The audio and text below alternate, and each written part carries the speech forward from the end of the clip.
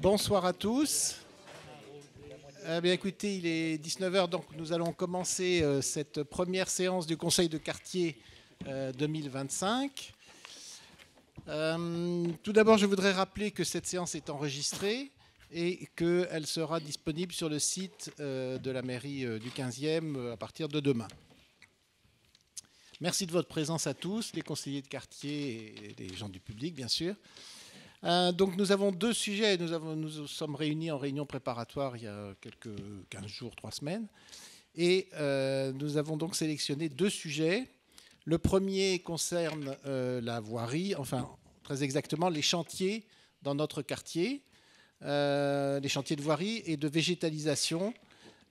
Donc avec 4 sujets même, la rue de la Croix-Nivert, la place de Brazzaville où les travaux sont bien avancés de mémoire, la coulée verte Beaugrenelle et l'île aux Cygnes, nous en parlerons tout à l'heure. Donc pour cette première partie de notre conseil, merci à Monsieur Boulanger de venir nous faire un exposé en particulier sur la rue de la Croix-Nivert, les travaux en cours. Vous avez déjà vu un début d'avancement des travaux. Donc Monsieur Boulanger est chef de la mission attendez, je vois pas, D2. Alors, vous expliquerez parce que agence de conduite d'opération de la direction de la voirie et des déplacements du 15e. Et M. Azéa, qui ne va pas tarder probablement, qui est chef d'exploitation et adjoint à la responsable des travaux de voirie du 15e. C'est rue Cauchy, hein, c'est ça. Voilà. Le deuxième sujet, alors entre les deux sujets, nous aurons peut-être un point d'information par M. Semel sur deux petits sujets. Et ensuite, la présentation du village suisse. Merci Madame. Madame Dufay, présidente du comité d'animation du village suisse. Donc, nous en parlerons tout à l'heure, c'est un village suisse assez ancien, mais qui nécessite des rénovations et qui vous nous en parlerez. Et Monsieur Boisgontier qui a une galerie au village suisse qui va arriver. Bien, écoutez, je vais vous passer la parole, Monsieur Boulanger, pour un premier exposé sur la rue de la Croix-Nivert. On en a déjà parlé, il y a eu des réunions d'ailleurs de mémoire l'année dernière d'informations, y compris dans le quartier, mais je vous passe la parole. D'accord. Bonjour à tous et à toutes. Donc effectivement, je travaille au service des aménagements et des grands projets de la direction de la voirie et des déplacements. Et donc, je vais vous présenter l'état d'avancement des travaux sur la rue de la Croix-Nivert. Donc, pour mémoire, hein, pour ceux qui l'ignoreraient, donc c'est un projet d'aménagement qui s'étend sur plus d'1 kilomètre entre la rue de Javel et la place Cambronne. Et donc, qui consiste à élargir les trottoirs, puisque les trottoirs sont dans l'ensemble très étroits et donc pas du tout confortables pour les piétons. Ces élargissements de trottoirs, on ne peut les avoir qu'au bénéfice d'une mise à sens unique de la rue.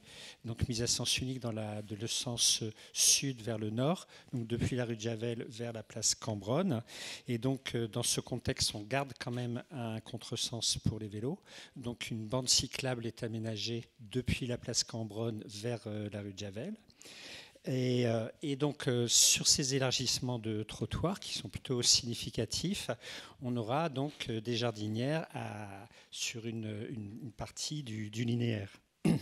Donc, voici la configuration type. Vous voyez que les trottoirs du côté pair sont très significativement élargis. On voit donc des bandes plantées qui s'installent en bordure de la chaussée avec des arbres. Et donc, on a 40 arbres qui sont prévus d'être plantés sur ce linéaire, donc entre la rue de Javel et essentiellement la rue de Fondary. Malheureusement, sur le dernier tronçon entre Fondary et la place Cambronne, les réseaux de concessionnaires ne nous permettent pas de planter ni même de mettre des jardinières. Il y a un réseau contre lequel on ne peut rien, c'est la CPCU, parce que ça dégage de la chaleur et que la chaleur, ça ne va pas bien avec la pousse des végétaux. Donc voilà, on a fait ce qu'on a pu pour essayer de trouver des endroits, mais malheureusement, ça n'a pas été possible. Par contre, on aura les élargissements de trottoirs qui sont pas non plus, c'est pas non plus anodin, hein, sur cette partie. Les trottoirs sont quand même pas très larges. Donc vous voyez sur les coupes, l'état actuel, la coupe du haut à droite et l'état projeté. Donc là, on est dans une rue, dans une partie de la rue où on peut planter, donc avec des arbres qui viennent. Et puis les parties oranges, c'est les parties qu'on gagne donc pour les piétons. Donc parfois, on double la largeur du trottoir. Hein. On passe de 1,20 m à 3,19 m. Donc les élargissements sont significatifs quand même. Donc, les travaux. Donc, on a phasé l'ensemble des travaux donc, sur toute la rue. On a prévu 4 phases de travaux. Aujourd'hui, on se situe entre la rue La Canale et la rue du Théâtre. Alors, la rue La Canale, c'est l'équivalent de la rue Mademoiselle. Hein. Donc on est sur cette partie-là aujourd'hui, donc je vais détailler un petit peu plus. La phase 2, ce sera entre la rue du Théâtre et la place Cambronne. Et ensuite, on finira par les phases 3 et 4, donc le sud de la rue, entre la rue de Javel et la rue Mademoiselle. Voilà. Donc, pour rentrer un petit peu plus dans le détail, alors, du point de vue circulation, donc vous avez dû le constater si vous habitez dans le quartier. Donc la rue, elle est mise à sens unique pour l'instant entre la rue Mademoiselle et la place Cambronne, dans ce sens-là, hein, depuis la rue Mademoiselle jusqu'à vers la place Cambronne. Et elle est restée encore à double sens entre Javel et Mademoiselle. Ça veut dire qu'on peut prendre la rue dans le sens sud-nord dans son intégralité. En revanche, dans le sens nord-sud, on ne peut la prendre qu'à partir de la rue Mademoiselle.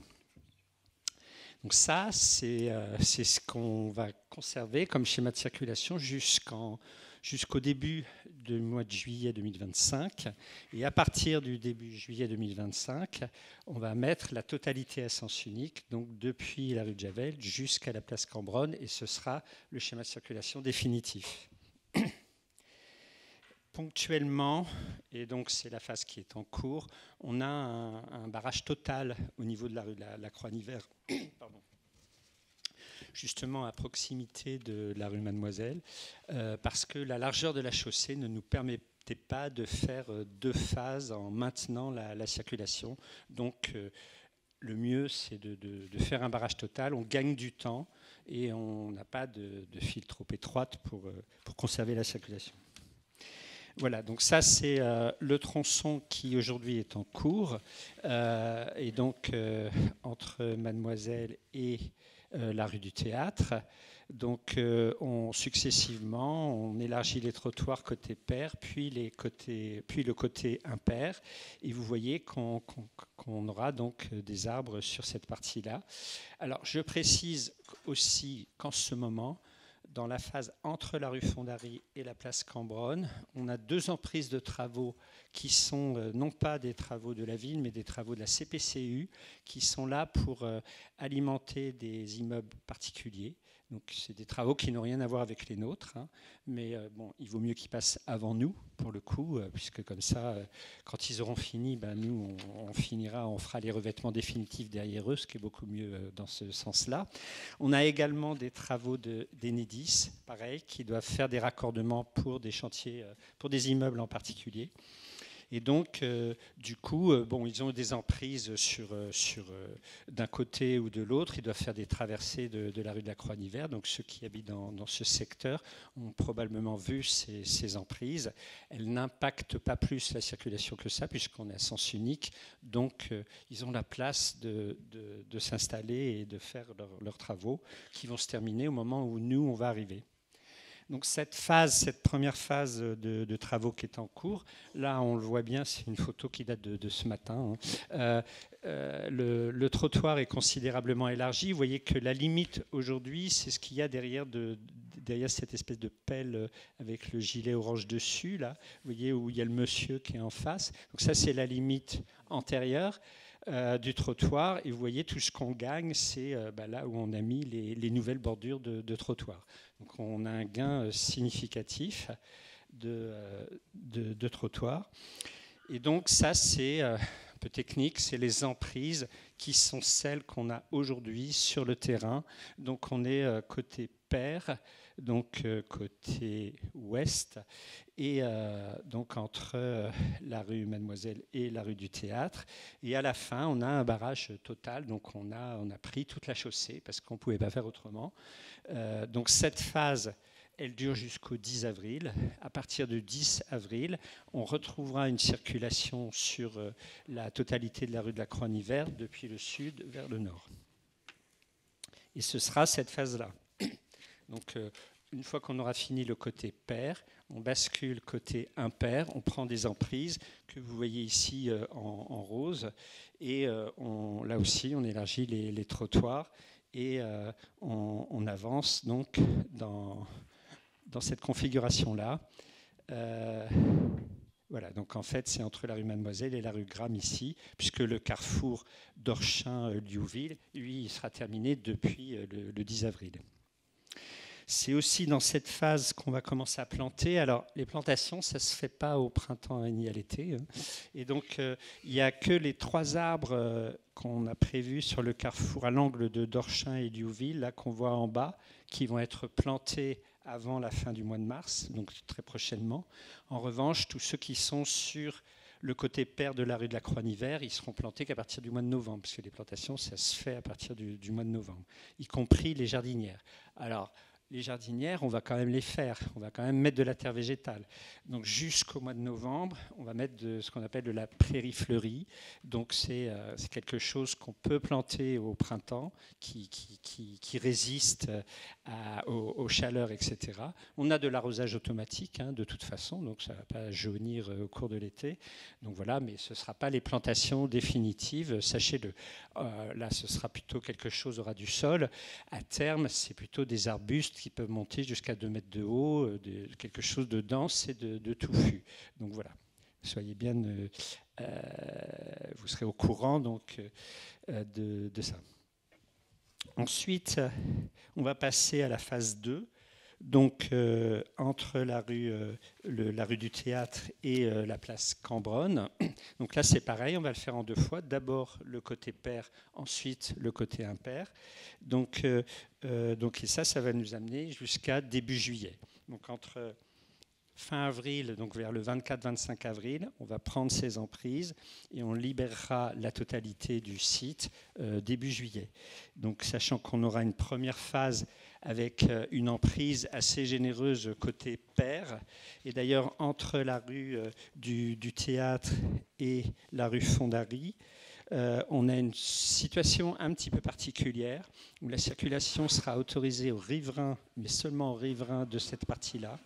Parce qu'on ne peut pas faire autrement, il faut quand même les laisser rentrer chez eux, mais pas aux autres. C'est-à-dire pas aux poids lourds, pas à la circulation générale. Donc ça va durer 1 mois. C'est pareil, on n'a pas de choix parce que la chaussée n'est pas suffisamment large pour avoir 2 phases bien distinctes qui permettent la circulation. Par contre, à partir de la rue Fondary, on peut retrouver donc un sens de circulation de Fondary jusqu'à Cambronne, avec donc une emprise côté pair.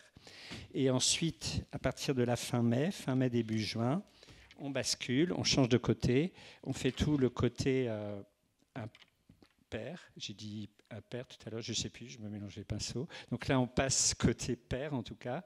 Et non, ça c'est l'autre tronçon, pardon. C'est le tronçon entre Fondary et Cambronne. Et ensuite, on change de côté. Voilà. Et ensuite, quand on change de côté, on rétablit la circulation pour tout le monde depuis la rue Fondary jusqu'à la place Cambronne avec ses emprises côté impair.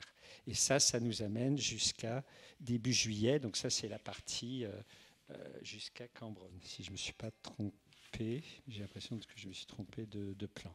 Vous avez compris, en tout cas, c'est d'abord le côté pair, ensuite le côté impair entre la rue Fondary et la place Cambronne. Voilà, d'ici là, au mois d'avril, on aura eu l'occasion, puisqu'on doit faire une réunion pour préparer ce chantier avec la STV, et on aura donc l'occasion de faire une lettre de communication pour vous préciser les modalités de chantier et les dates exactes. Ce que je vous ai indiqué là, c'est les dates qu'on prévoit. On espère bien les tenir, mais on vous précisera ça donc, dans une lettre aux riverains qui vous sera envoyée donc, à chacun. Voilà. C'est ce que j'avais à dire aujourd'hui. Si vous avez des questions. Bien, merci beaucoup pour votre exposé. Je suis content d'entendre à la fin qu'il y aura une lettre de communication sur les travaux. Tout d'abord, il y a eu un incident il y a quelque temps et le percement d'une canalisation. Et j'ai déjà remercié M. Pinet de la réactivité, parce que c'était quand même un point important qui a été réglé dans la nuit. Comme j'habite à côté, en plus, j'ai vu. Oui, une petite question sur le changement de sens de la Villa Croix-Niver. On en a déjà parlé. Est-ce que finalement, vous savez si elle va revenir dans l'autre sens? Alors, je sais qu'il y avait le problème près de la rue Cambronne. Donc, j'ai cette question.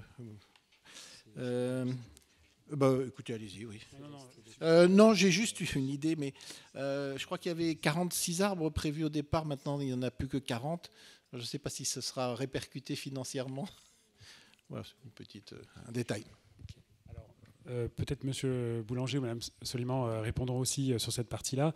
Effectivement, Monsieur le Président, vous évoquez un sujet qui avait été signalé dans les réunions publiques, parce que là, on est vraiment sur un point d'étape sur ce chantier important. On a une présentation détaillée lors de notre dernière réunion publique, et puis des réunions publiques aussi à la mairie du 15e, avec plusieurs centaines de personnes.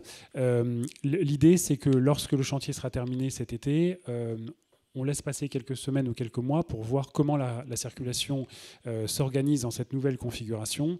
Et j'en ai parlé tout à l'heure avec M. Pinet, donc mon collègue chargé de la voirie. Le principe, c'est vraiment de voir, notamment sur la rue Le Tellier et sur la Villa Croix-Niver, si des ajustements, notamment une mise à double sens de la Villa Croix-Niver, est utile ou pas, en fonction aussi de l'avis des riverains, et de même sur la rue Le Tellier, s'il faut envisager un changement de sens, mais ce sera fait vraiment en concertation, et les options seront présentées aussi en conseil de quartier.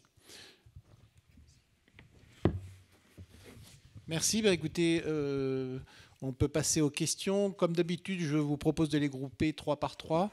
Donc, si mesdames les conseillers, vous voulez poser des questions sur ces travaux ou dans le public.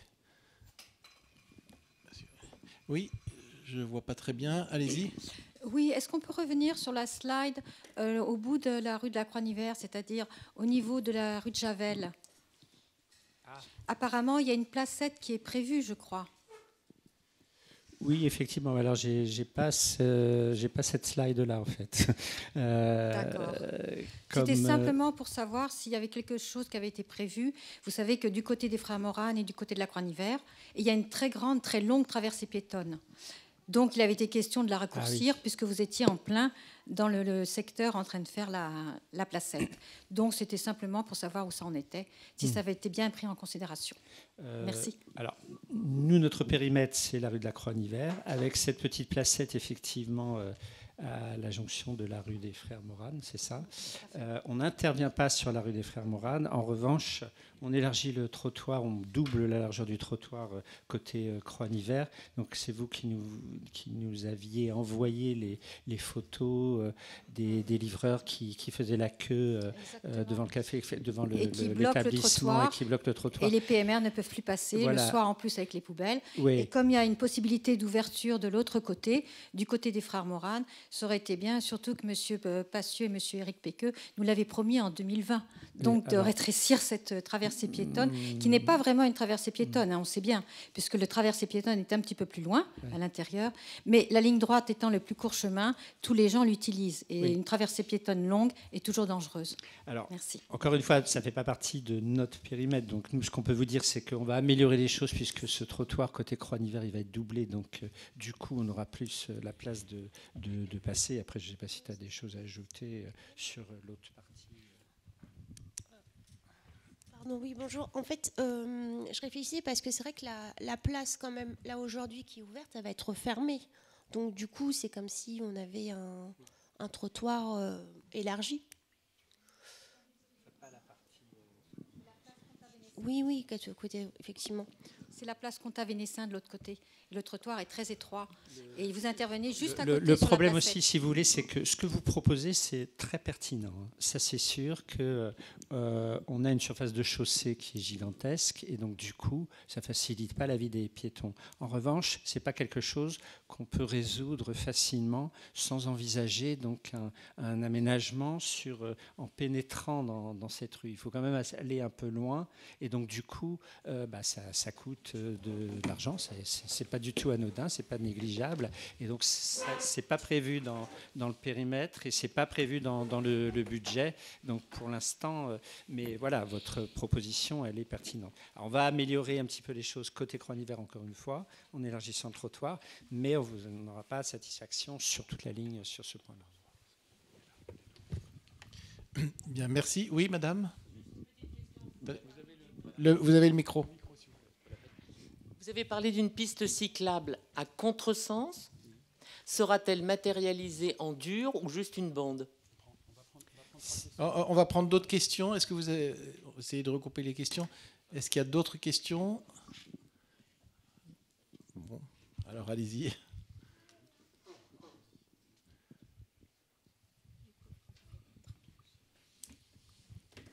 Oui, monsieur Boulanger ou madame pardon. Du coup, le choix qui a été fait, vous le voyez ici, c'est une bande cyclable. Il n'y a pas de séparateur en dur. Alors, pourquoi parfois on met des séparateurs, pourquoi on n'en met pas? La raison que nous, on a retenue, c'est pour les vélos qui sont dans le sens de la circulation. C'est-à-dire que si vous mettez un séparateur pour protéger les vélos à contresens, d'accord ? Alors, la voiture qui est dans le sens de circulation, qui veut doubler un vélo, elle est limitée par la largeur disponible entre le trottoir et le séparateur. Du coup, elle n'arrivera pas à garder la distance de 1 mètre entre elle et le vélo. Donc il vaut mieux qu'elle morde un petit peu sur la bande cyclable, même si déontologiquement, ce n'est pas très satisfaisant, mais elle voit bien ce qui vient en face. Le vélo qui vient en face voit la voiture aussi. Donc si vous voulez, ça nous semble plus sécurisant d'avoir une bande cyclable en termes de véhicules qui dépassent un vélo, parce qu'au moins il aura la place de le dépasser en gardant les bonnes distances, plutôt que d'avoir un séparateur dans l'autre sens. Après, quand on a mis des séparateurs dans Paris sur les bandes à contresens, qu'est-ce qui se passe? On a un camion qui arrive toujours à se mettre sur la piste cyclable malgré le séparateur. Et du coup, le vélo, il est obligé de sortir de la piste bien avant et de rentrer bien après. Donc en fait, vous voyez qu'il y a du bon et du moins bon dans le fait de mettre un séparateur. Avec Isabelle Le Sens, on a convenu malgré tout de protéger les amorces. C'est-à-dire, quand on est à un carrefour, on aura des petites balises, des petits potelets noirs et blancs qui seront sur les 10 premiers mètres de la bande cyclable, histoire de mieux protéger les vélos à l'approche des carrefours, où c'est là qu'on a les mouvements tournants qui peuvent exposer en fait, les vélos à du danger. Voilà.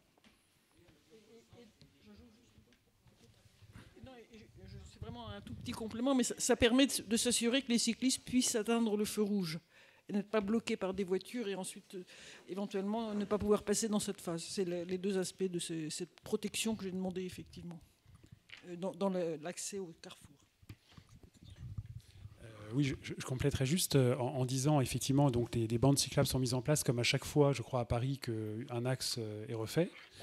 Voilà, c'est la règle. Mais la raison d'être principale de cet aménagement qui est important et dont on parle depuis des années, c'est vraiment l'élargissement des trottoirs qui sont à certains endroits de la rue La Croix-en-Hiver extrêmement étroits, notamment en s'approchant de la place Cambronne. Il y a eu des accidents malheureusement qui impliquaient des piétons aussi. Donc il y a une raison de sécurité routière, il y a une raison de végétalisation. On en parlait tout à l'heure avec des plantations quand même en nombre, même si dans la partie la plus proche de la place Cambronne, pour les raisons qu'évoquait M. Boulanger, des plantations d'arbres du fait des réseaux qui sont juste en dessous ne sont pas possibles. Il y a quand même plusieurs dizaines d'arbres qui sont plantés sur la totalité du parcours. Et donc tout cela, l'idée étant vraiment d'embellir cette rue, de faire en sorte qu'un commerce de qualité puisse s'y installer, perdurer aussi. Donc il y a vraiment une volonté de changer la vue, enfin de changer totalement la physionomie de cette rue de la Croix-en-Hiver sur ce mandat. Merci beaucoup. Bon, écoutez, s'il n'y a plus de questions, on va passer à la deuxième série de sujets. Je vous passe la parole, Madame Azéa, sur... ah oui, pardon. Moi, c'est Madame Soliman. Oui, pardon. Oui. Non, c'est pas bon. Vous remplacez Monsieur Azéa. Voilà. Donc, sur les 3 sujets, la place de Brazzaville, donc, qui est bien avancée. Oui. La coulée verte Beaugrenelle et l'île aux Cygnes, qu'on connaît pour les budgets participatifs de notre quartier.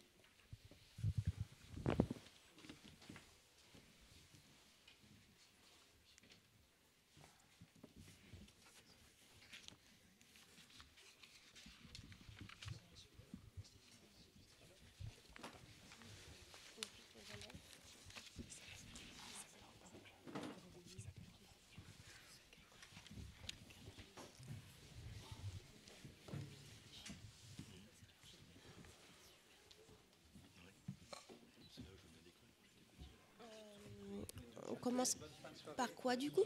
On commence par quoi? Oui, allez-y, allez-y. Ok, très bien. Donc, pour l'île aux Cygnes, alors sur l'île aux Cygnes, on a fait un certain nombre de travaux. On a récréé en fait l'allée centrale de l'île aux Cygnes en enlevant en fait les pavés qui étaient existants et en mettant une nouvelle voie de circulation. Là, il n'y a pas forcément toutes les photos, mais on a repris tous les escaliers. On a repris une grande partie en fait des garde-corps au niveau de la partie là où il y a la Statue de la Liberté. Et on a, là ça se voit pas trop sur le projet, on a aussi rénové l'ensemble des bandes sur l'île aux Cygnes et repeint comme c'était avant. Donc ce sont les travaux de l'année dernière. Et en fait, il y a encore des choses à faire. Par exemple, il y a la peinture des candélabres qui doit être reprise, mais ça va être un autre service qui va s'en occuper. Et la plantation des arbres, c'est aussi le service de la direction des espaces verts qui va également s'en occuper. Je ne sais pas si vous avez des questions.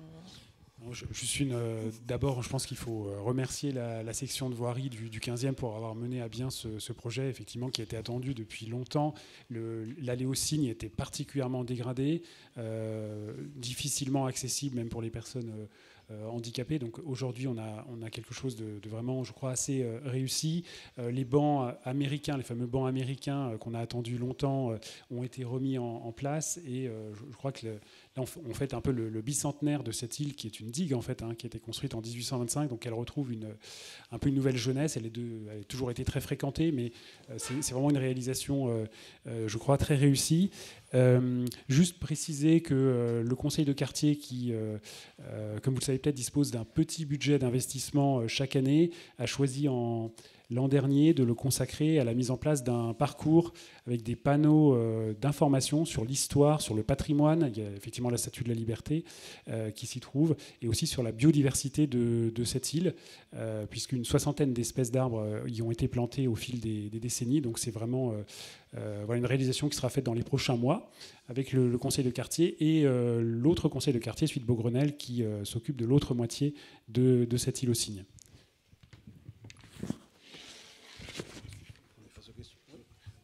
Est-ce que on passe aux questions, si vous... Allez-y.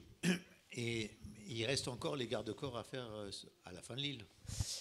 Alors, aujourd'hui, le budget permettait effectivement de refaire les garde-corps qui est au niveau de la Statue de la Liberté, et il nous a aussi permis de sécuriser l'ensemble des garde-corps en rajoutant un filet tout autour, de manière à ce que personne ne puisse glisser hors du garde-corps. Mais le remplacement de l'ensemble des garde-corps sur les 3 km de l'île ne sont pas budgétés à ce jour. Parce que déjà, il y a le prix de la clôture en elle-même, et aussi de fixer cette clôture sur l'île. Parce qu'en fait, le remblai autour de l'île est fragile. Et il y a aussi beaucoup d'arbres, donc des racines d'arbres. Et fixer en fait les fixations des clôtures entre les racines d'arbres, c'est extrêmement compliqué. Juste pour compléter cette réponse, le conseil de quartier Duplex a déposé un projet au budget participatif donc il y a quelques semaines, justement pour finaliser, essayer de terminer ce chantier avec le remplacement des garde-corps, puisque tout le reste a été fait, vous avez dit, sauf les lampadaires qui doivent être remplacés pour certains, rénovés pour d'autres. Ce n'est pas la ville de Paris qui opère directement, c'est Cielis, son concessionnaire. En fait, c'est le service de l'éclairage public qui a ça en tête également. Mais pour cette année, ce n'est pas budgété. Ce sera à partir de l'an prochain. Peut-être l'année prochaine ou celle d'après. Mais sur les garde-corps, c'est bien un projet. Il n'y a toujours pas de toilette. Il n'y a pas de raccordement à l'eau, en fait. C'est les dessous des ponts.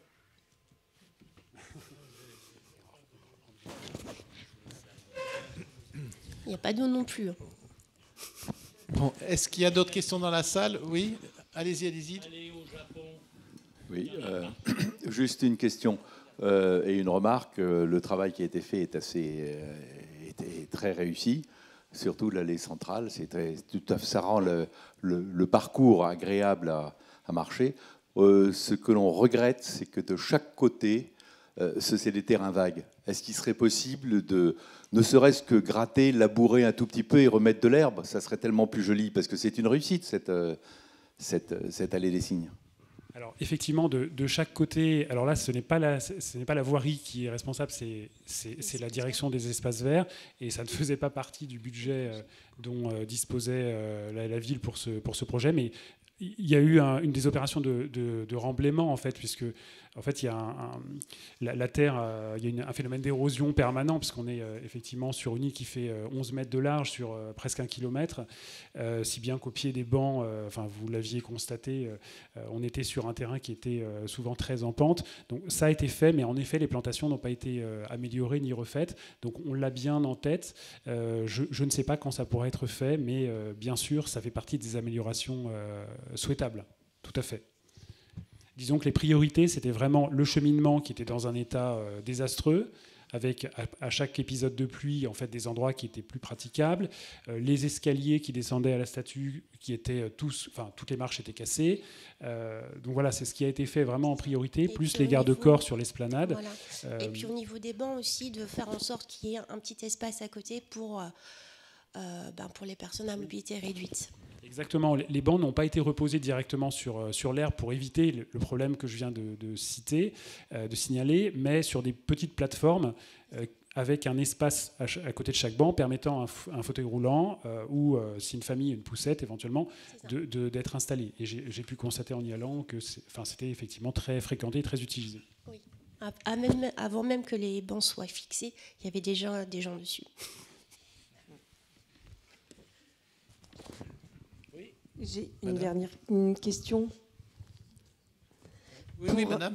Oui. Donc pour compléter en fait cet aspect végétalisation sur cette île aux Cygnes, à partir de la passerelle qui vient du pont de Grenelle, on descend la passerelle, puis on prend les escaliers pour aller à la Statue de la Liberté.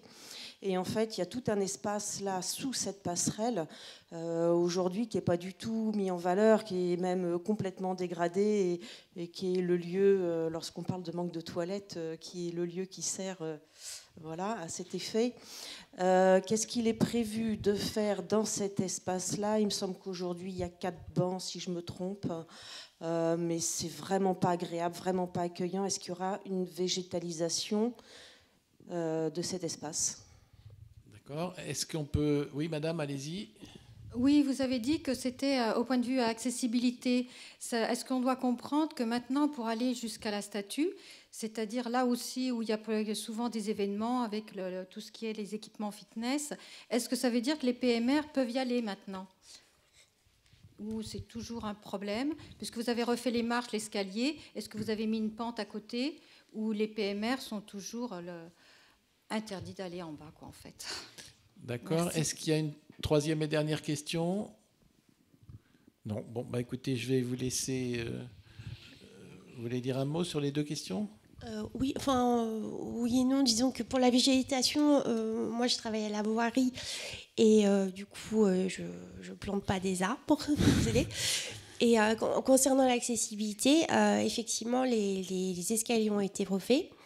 Moi, je n'ai pas, en fait, j'étais pas à l'origine du projet, donc je ne sais pas voilà, ce qui en a été au départ. En tout cas, on n'a pas créé de rampe PMR au niveau des escaliers. On les a rénovés. Moi, je peux peut-être compléter. Alors, effectivement, sur la végétalisation de cet endroit, madame, entre les deux escaliers, c'est un peu la même réponse que celle que j'ai faite à monsieur tout à l'heure. Bien sûr, il faudrait que ce soit refait. Bon, ce sont des travaux plus légers puisque ce n'est que effectivement, la remise en état d'espaces verts. Sur l'accessibilité, il y a quand même un gain très important par rapport à la situation d'avant le chantier, puisque, comme je disais, l'allée aux cygnes était quasiment plus praticable pour des fauteuils roulants. Aujourd'hui, c'est le cas. Alors, il reste en effet l'esplanade de la Statue de la Liberté à proprement parler. Je pense qu'il faudra étudier le sujet. On en avait déjà parlé dans ce conseil de quartier. C'est vrai que tout n'a pas pu être intégré. Là, c'était une première remise en état, un peu d'urgence de cette île. Sans doute, d'autres améliorations sont possibles. Mais si vous voulez, même la rampe qui descend du pont de Grenelle n'est en principe pas aux normes pour des fauteuils roulants parce qu'elle est trop inclinée. À l'autre bout, sur le viaduc de Bir Hakeim, il n'y a pas d'accessibilité non plus. Il faudra installer un ascenseur. Ce sont des budgets qui sont considérables. Donc, voilà. Peut-être pour les prochaines années, d'autres projets, objets participatifs. C'est ça, d'autres budgets participatifs. Honneur. Eh bien, merci beaucoup sur ce sujet.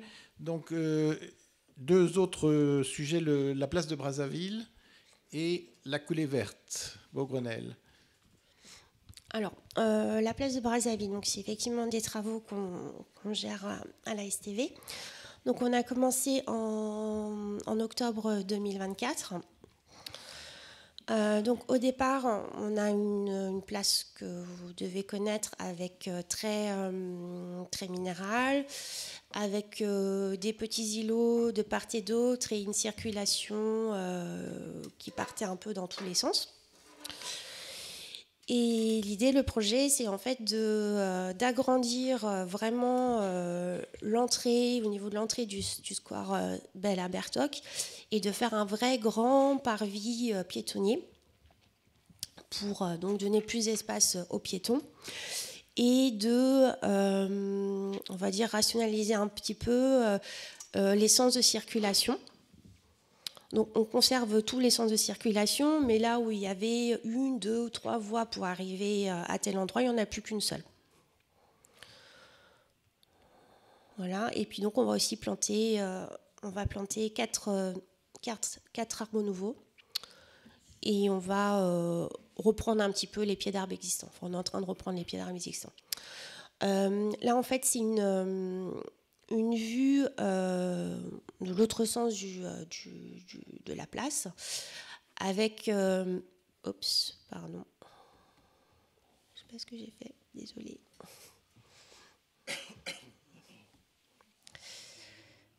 Excusez-moi, je vais reprendre.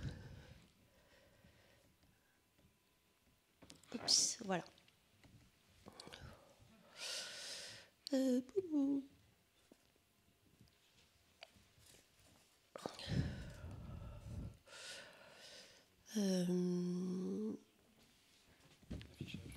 Affichage, pardon. Je suis perdue. Merci. Oui, donc en fait, cette vue, c'était simplement pour vous présenter la grande jardinière qui va être créée sur le trottoir et qui va, on va dire, prolonger le square sur la voirie, qui est en cours de fabrication. Et donc là, c'est quelques photos avant, pendant les travaux. Donc là, on voit donc la rue, c'est une capture Google Maps. Hein. On voit la rue comme c'était avant, avec les petits îlots comme ça, avec l'arbre un petit peu isolé, où finalement, il n'y a pas beaucoup de place pour que les piétons puissent circuler. Là également, on voit. Et donc, du coup, on voit ce qui est actuellement. Avec donc le parvis piéton, les fosses d'arbres en attente et les pieds d'arbres existants qui a été refait. On voit une vue un petit peu plus d'au-dessus, on voit un peu comment ça commence à prendre forme, on va dire. Et j'ai refait la bêtise, désolée. Voilà. Voilà, bon, si vous avez des questions. Peut-être juste avant, deux précisions, parce que j'ai été interrogé, vous avez parlé de 4 arbres. En fait, il y a une 5e plantation, puisqu'il y a un arbre qui a dû être abattu un peu en urgence. Au début du chantier, au début de chaque chantier de la ville de Paris, lorsqu'il y a des arbres qui sont concernés, il y a une inspection par le service de l'arbre, donc des experts sylvicoles qui ont détecté en fait une maladie sur l'un des marronniers de la place, donc qui a été abattu parce qu'il y avait un risque de contamination des autres arbres, et cet arbre a été remplacé par un autre. Il sera remplacé là à la fin du mois de mars. À la fin du mois de mars, donc il y a eu un abattage, mais il y aura bien 4 nouveaux arbres sur cette place par rapport à la situation antérieure.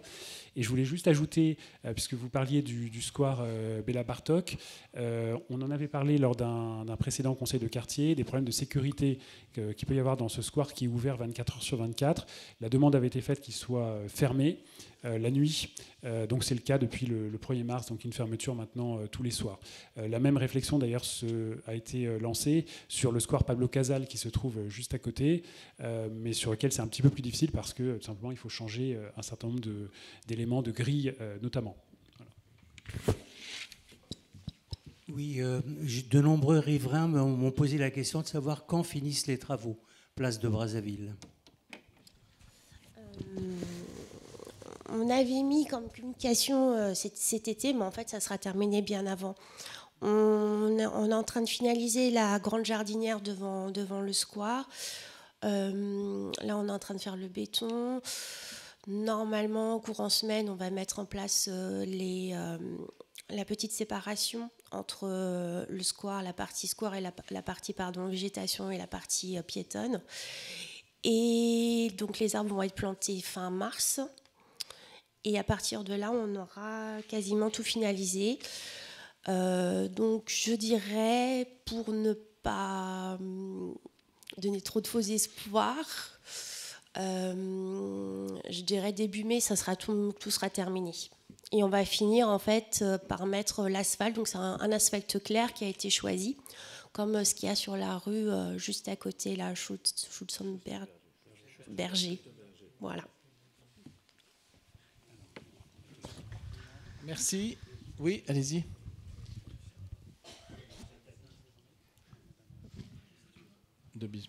Oui, bonjour, j'ai 2 questions. Est-ce qu'il y aura des bancs sur la place, puisqu'il maintenant il y a une extension type trottoir? Oui. Aujourd'hui, ce n'est pas prévu les bancs, mais c'est quelque chose qu'on peut rajouter après coup, selon les souhaits des riverains, de la mairie, etc. D'accord, merci. Et la deuxième question, c'est, donc, si j'ai bien compris, la clôture va rester pour garder le jardin fermé la nuit. La clôture entre le jardin et la place étendue. Absolument. D'accord. Oui, oui. Très bien. Oui. Merci.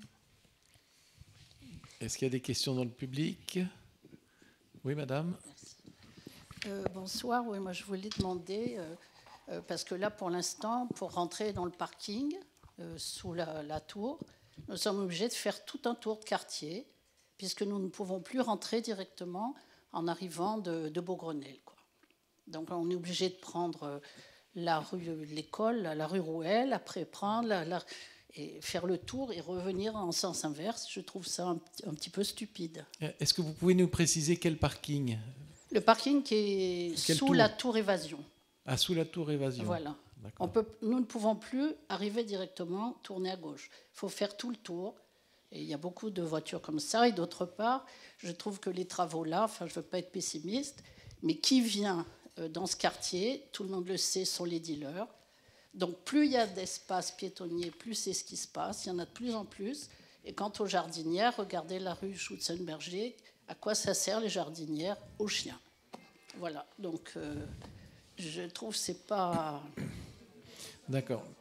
Merci, oui, madame. Est-ce qu'il y a merci. d'autres questions? Oui, madame.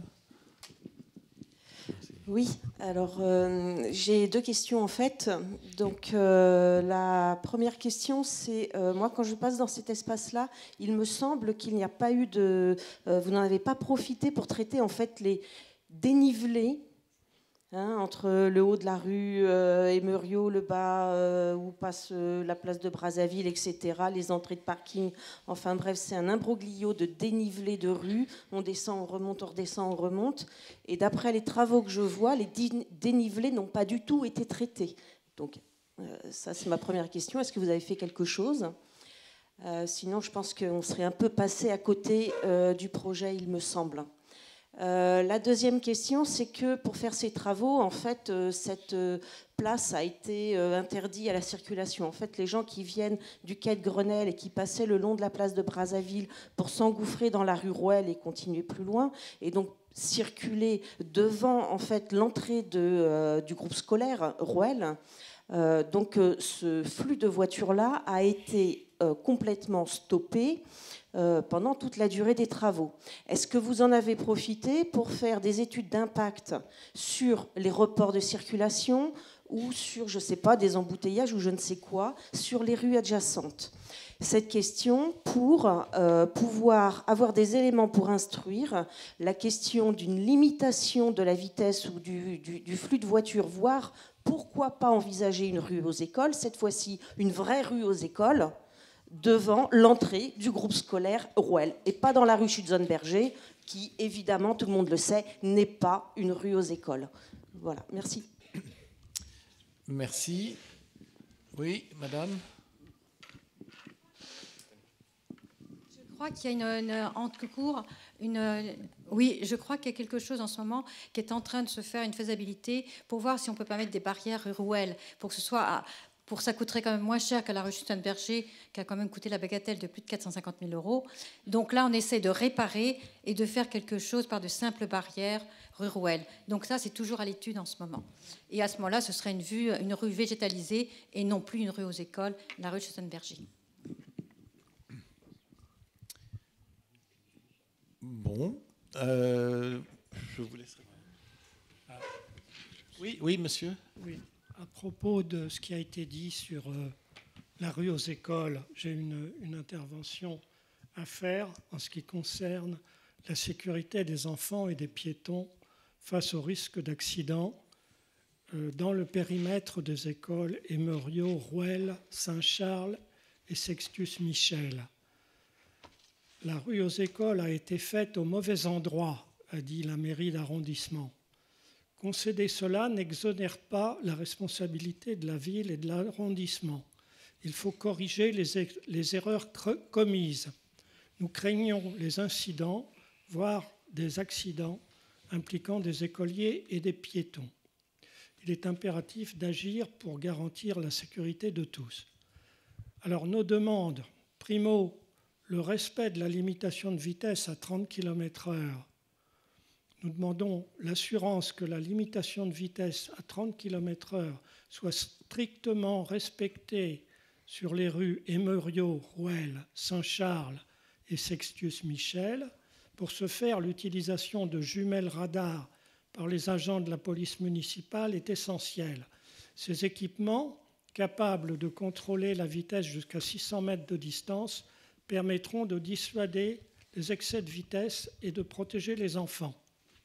Secondo, la création d'une zone de rencontre à 20 km/h. Nous proposons la mise en place donc d'une zone de rencontre limitée à 20 km/h autour des écoles Emeuriot-Rouelle et Sextus-Michel. Ces zones où la priorité, ça c'est très important, c'est des zones où la priorité est donnée aux piétons, c'est-à-dire aux personnes les plus vulnérables. Ces zones où la priorité est donnée aux piétons sont conçues pour améliorer la sécurité des usagers vulnérables. La signalisation spécifique et la réduction de la vitesse contribueront à réduire les risques d'accident et à favoriser une cohabitation harmonieuse entre tous les usagers de la route. Bien. La réduction de la vitesse diminue considérablement le risque de décès en cas de collision. Les études montrent que cette mesure est particulièrement efficace pour protéger les enfants et les piétons. Cohabitation harmonieuse, c'est ce qu'on voudrait dans cette ville.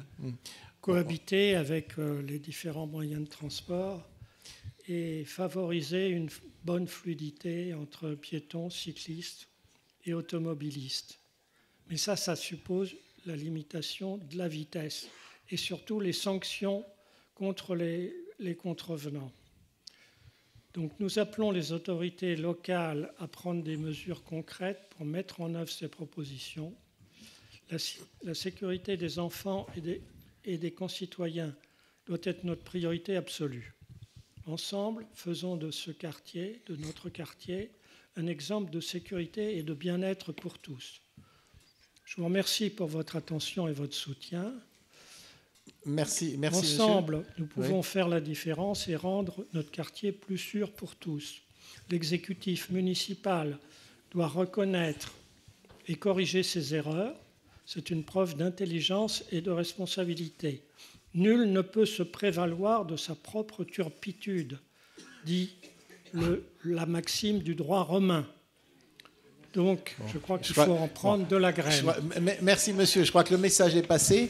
Alors, peut-être une réponse, mais vous avez parlé de quartiers, d'autres quartiers, donc peut-être une réponse sur le quartier. Alors, pour essayer d'être bref sur toutes, et précis sur toutes ces questions, sur les dénivelés, alors je ne sais pas, le site est effectivement extrêmement complexe et l'objectif était vraiment de simplifier les traversées piétonnes, d'élargir, d'améliorer l'accès au square, d'élargir le square d'une certaine manière vers la place, même si ces clôtures sont maintenues. De la même manière que de l'autre côté, la coulée verte prolonge aussi le square vers le quai. Donc peut-être Madame Soliman voulait préciser sur cet aspect-là. Effectivement,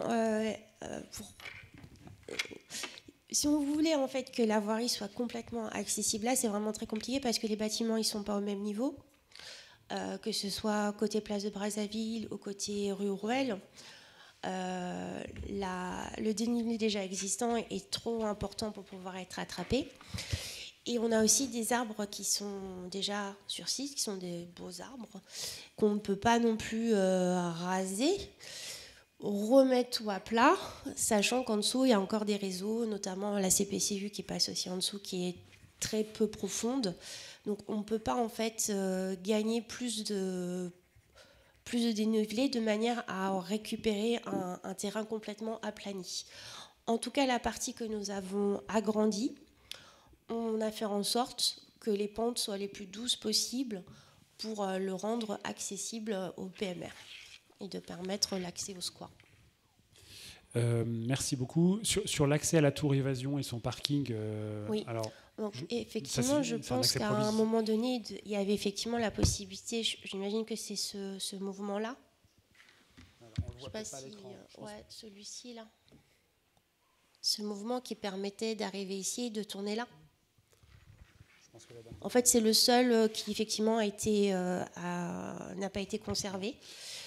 Et en fait, aujourd'hui, il faut revenir ici, arriver dans la rue Ruelle et effectivement faire le tour et revenir de l'autre côté. C'est pas pour me défausser, mais je ne sais pas comment le projet a été décidé. En fait, oui. Alors, voilà, et c'est à ce moment-là en fait qu'on décide quelles sont les zones de circulation qu'on conserve ou pas. Le projet avait été présenté plusieurs fois ici et c'est un projet d'abord du conseil de quartier il y a 4 ou 5 ans. La ville de Paris a souhaité que quartier par quartier des projets soient proposés. Les habitants, le conseil de quartier avait proposé notamment celui-là. Il avait été soumis au vote des Parisiens. C'est celui-là qui avait remporté le plus de suffrages. L'idée, donc, c'était vraiment d'améliorer, et je crois que ce sera le cas, d'améliorer cette place, de simplifier les traversées piétonnes qui sont compliquées. Il y a beaucoup de terre-plein sur cette place. Voilà. Après, la plupart des cheminements possibles sont conservés. L'accessibilité est sans doute améliorée. Voilà. Et il y a aussi des plantations qui sont prévues. Oui. Pour répondre à monsieur sur la rue Rouelle, et c'est aussi une question de plusieurs intervenants, par rapport à la sécurité des écoliers notamment. Je crois que c'est la première fois qu'on parle de zone de rencontre, donc c'est un sujet qui peut-être peut être mis à l'étude. En effet, bon, la vitesse dans tout Paris est limitée à 30 km/h. Ça ne signifie pas qu'elle soit toujours respectée. Donc on peut prévoir des contrôles de police, on peut les demander. La zone de rencontre, il faut l'étudier. Je n'ai pas la réponse ce soir. Zone de rencontre, il y en a une dans le 15e, c'est la rue du Commerce. Est-ce que c'est adapté sur la rue Ouelle? Je ne sais pas. Mais moi, je suis tout à fait d'avis de demander aux services voilà, ce qu'ils en pensent. Il y a des contre-indications à cet endroit.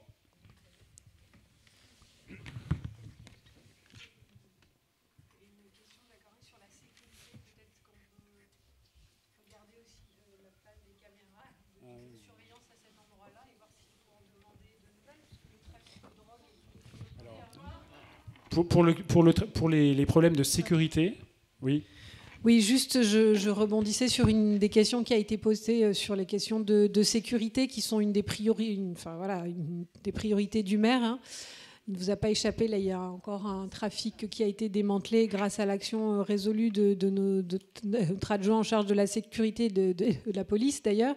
Donc peut-être que s'il y a des trafics qui se déroulent dans cette place-là, enfin, ça vaut le coup qu'on le fasse, je pense que tu en seras d'accord, qu'on le fasse remonter, nous, au niveau du commissariat central, pour essayer éventuellement d'étudier la possibilité d'une implantation d'une caméra. En tout cas, vous savez que c'est une forte demande du maire régulièrement d'avoir plus de caméras dans notre arrondissement pour assurer notre sécurité à tous. Voilà.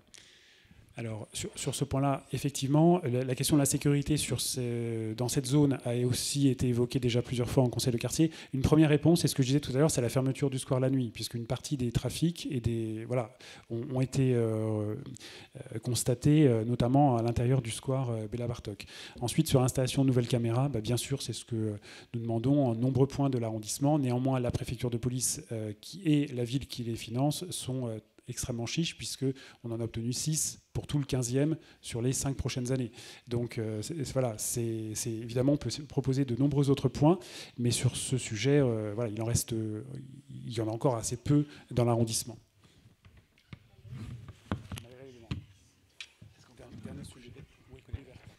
Oui, donc on peut peut-être passer à la coulée verte. Allez-y, madame. Donc de l'autre côté du square Béla Bartok, effectivement.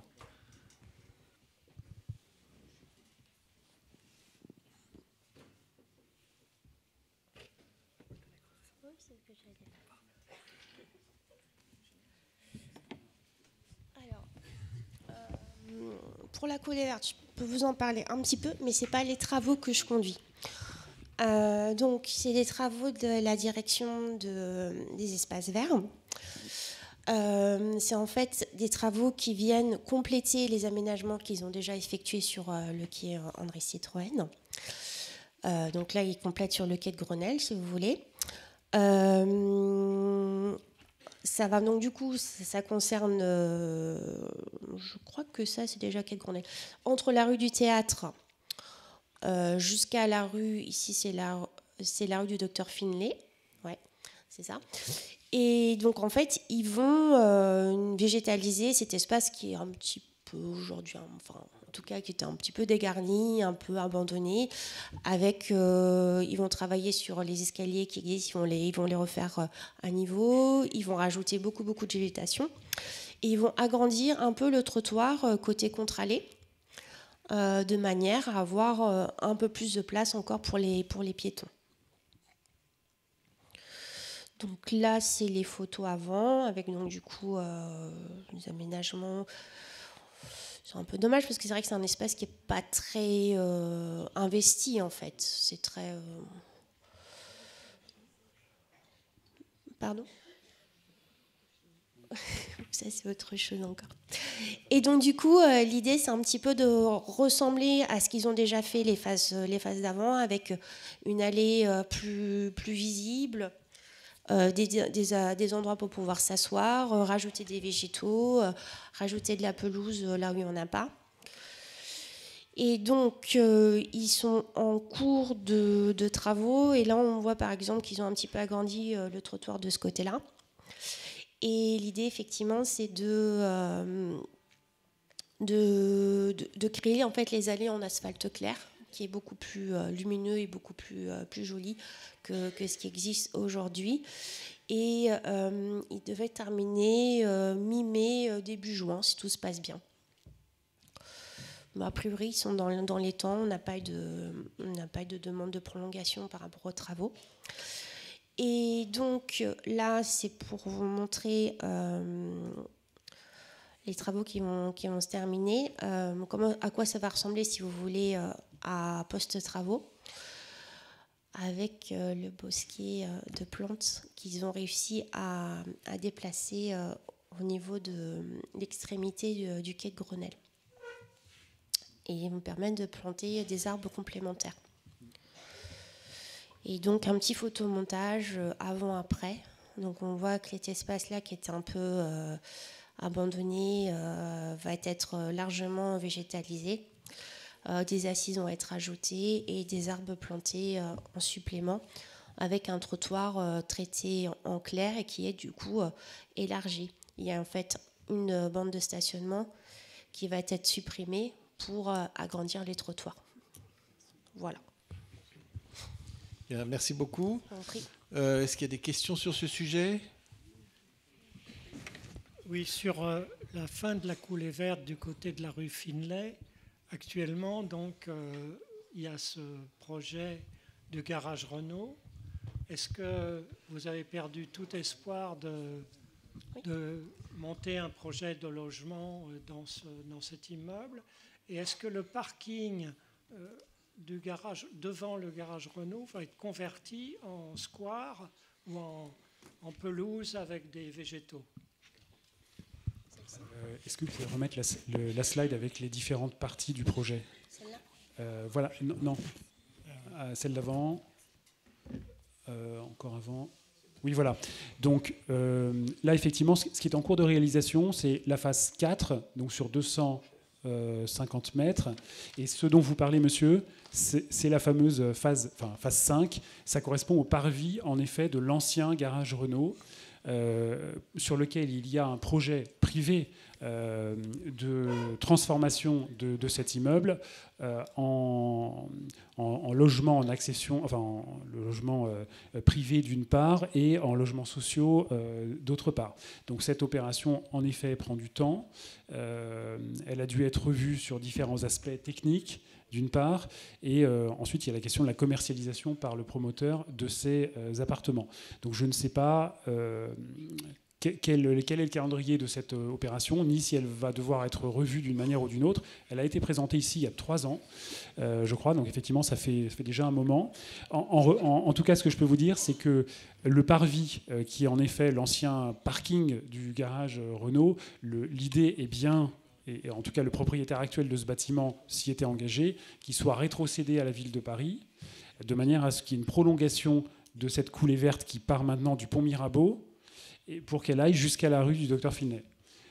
Voilà. Mais bon, c'est le dernier tronçon, et avec une incertitude quand même sur le calendrier. Mais c'est ce qui a été convenu, puisque il ne s'agira plus d'une activité donc de vente de voitures, et ce parvis ne sera pas utile pour la future utilisation, la reconversion de cet immeuble. Bien, merci beaucoup. Je pense qu'on pourrait peut-être passer au deuxième sujet. Vous aviez quelques remarques d'introduction? Non, il n'y avait pas d'autres questions. Est-ce qu'il y a d'autres questions sur ce chantier? Non. Est-ce que vous pourriez passer là? Alors, juste avant de passer la parole au village suisse, les conseillers de quartier avaient souhaité quelques points d'actualité, donc qui ne sont pas les principaux sujets d'ordre du jour, mais voilà. Merci.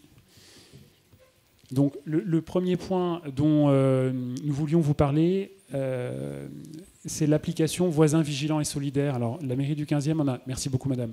On a déjà fait la promotion. C'est une application qui est en cours de déploiement dans le 15e arrondissement, que vous pouvez télécharger, qui est évidemment gratuite et qui permet à tous les habitants, commerçants, toutes les personnes qui travaillent dans le 15e arrondissement, de signaler des problèmes de sécurité. Alors, pas des problèmes de sécurité qui nécessitent d'appeler le 17, d'avoir une action rapide de la police, mais des problèmes récurrents, signaler des intrusions, par exemple, dans des immeubles, des incivilités diverses, des rassemblements, du trafic de stupéfiants, etc. Donc, on voulait juste vous signaler, il y a de plus en plus d'utilisateurs.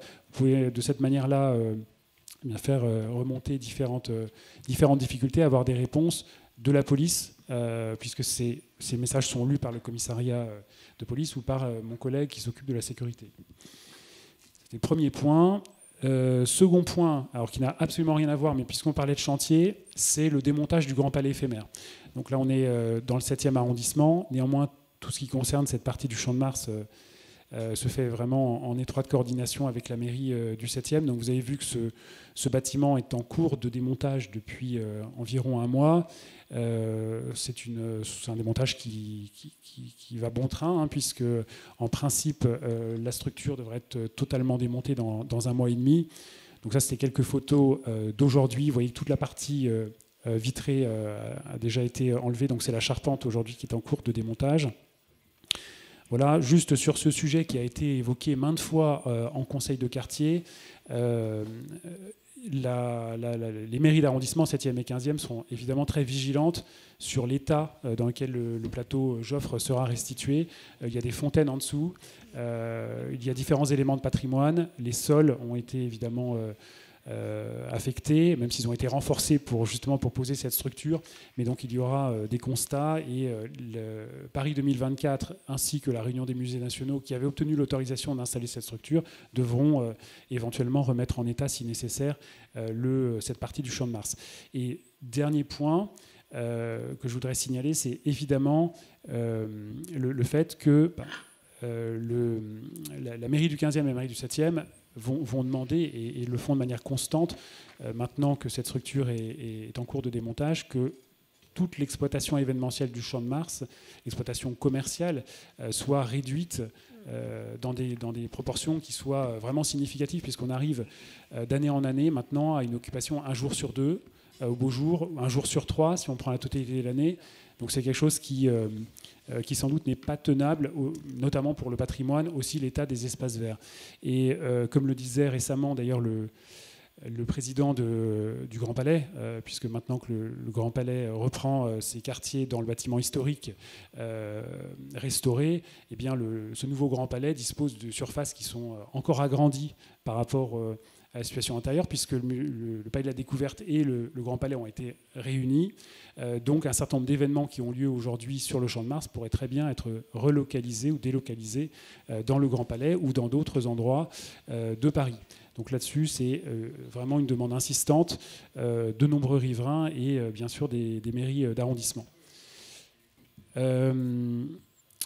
Voilà, je crois que c'était tout. Et puis alors, je reviens, c'est pas forcément dans l'ordre, mais les conseillers de quartier souhaitent également qu'on donne cette adresse au public. Sur les questions de sécurité, vous avez une autre, j'ai parlé de l'application tout à l'heure, il y a une adresse mail que vous pouvez utiliser, qui est celle qui s'affiche, donc écoute15@intérieur.gouv.fr. Donc cette adresse est lue par un officier de police du commissariat du 15e arrondissement.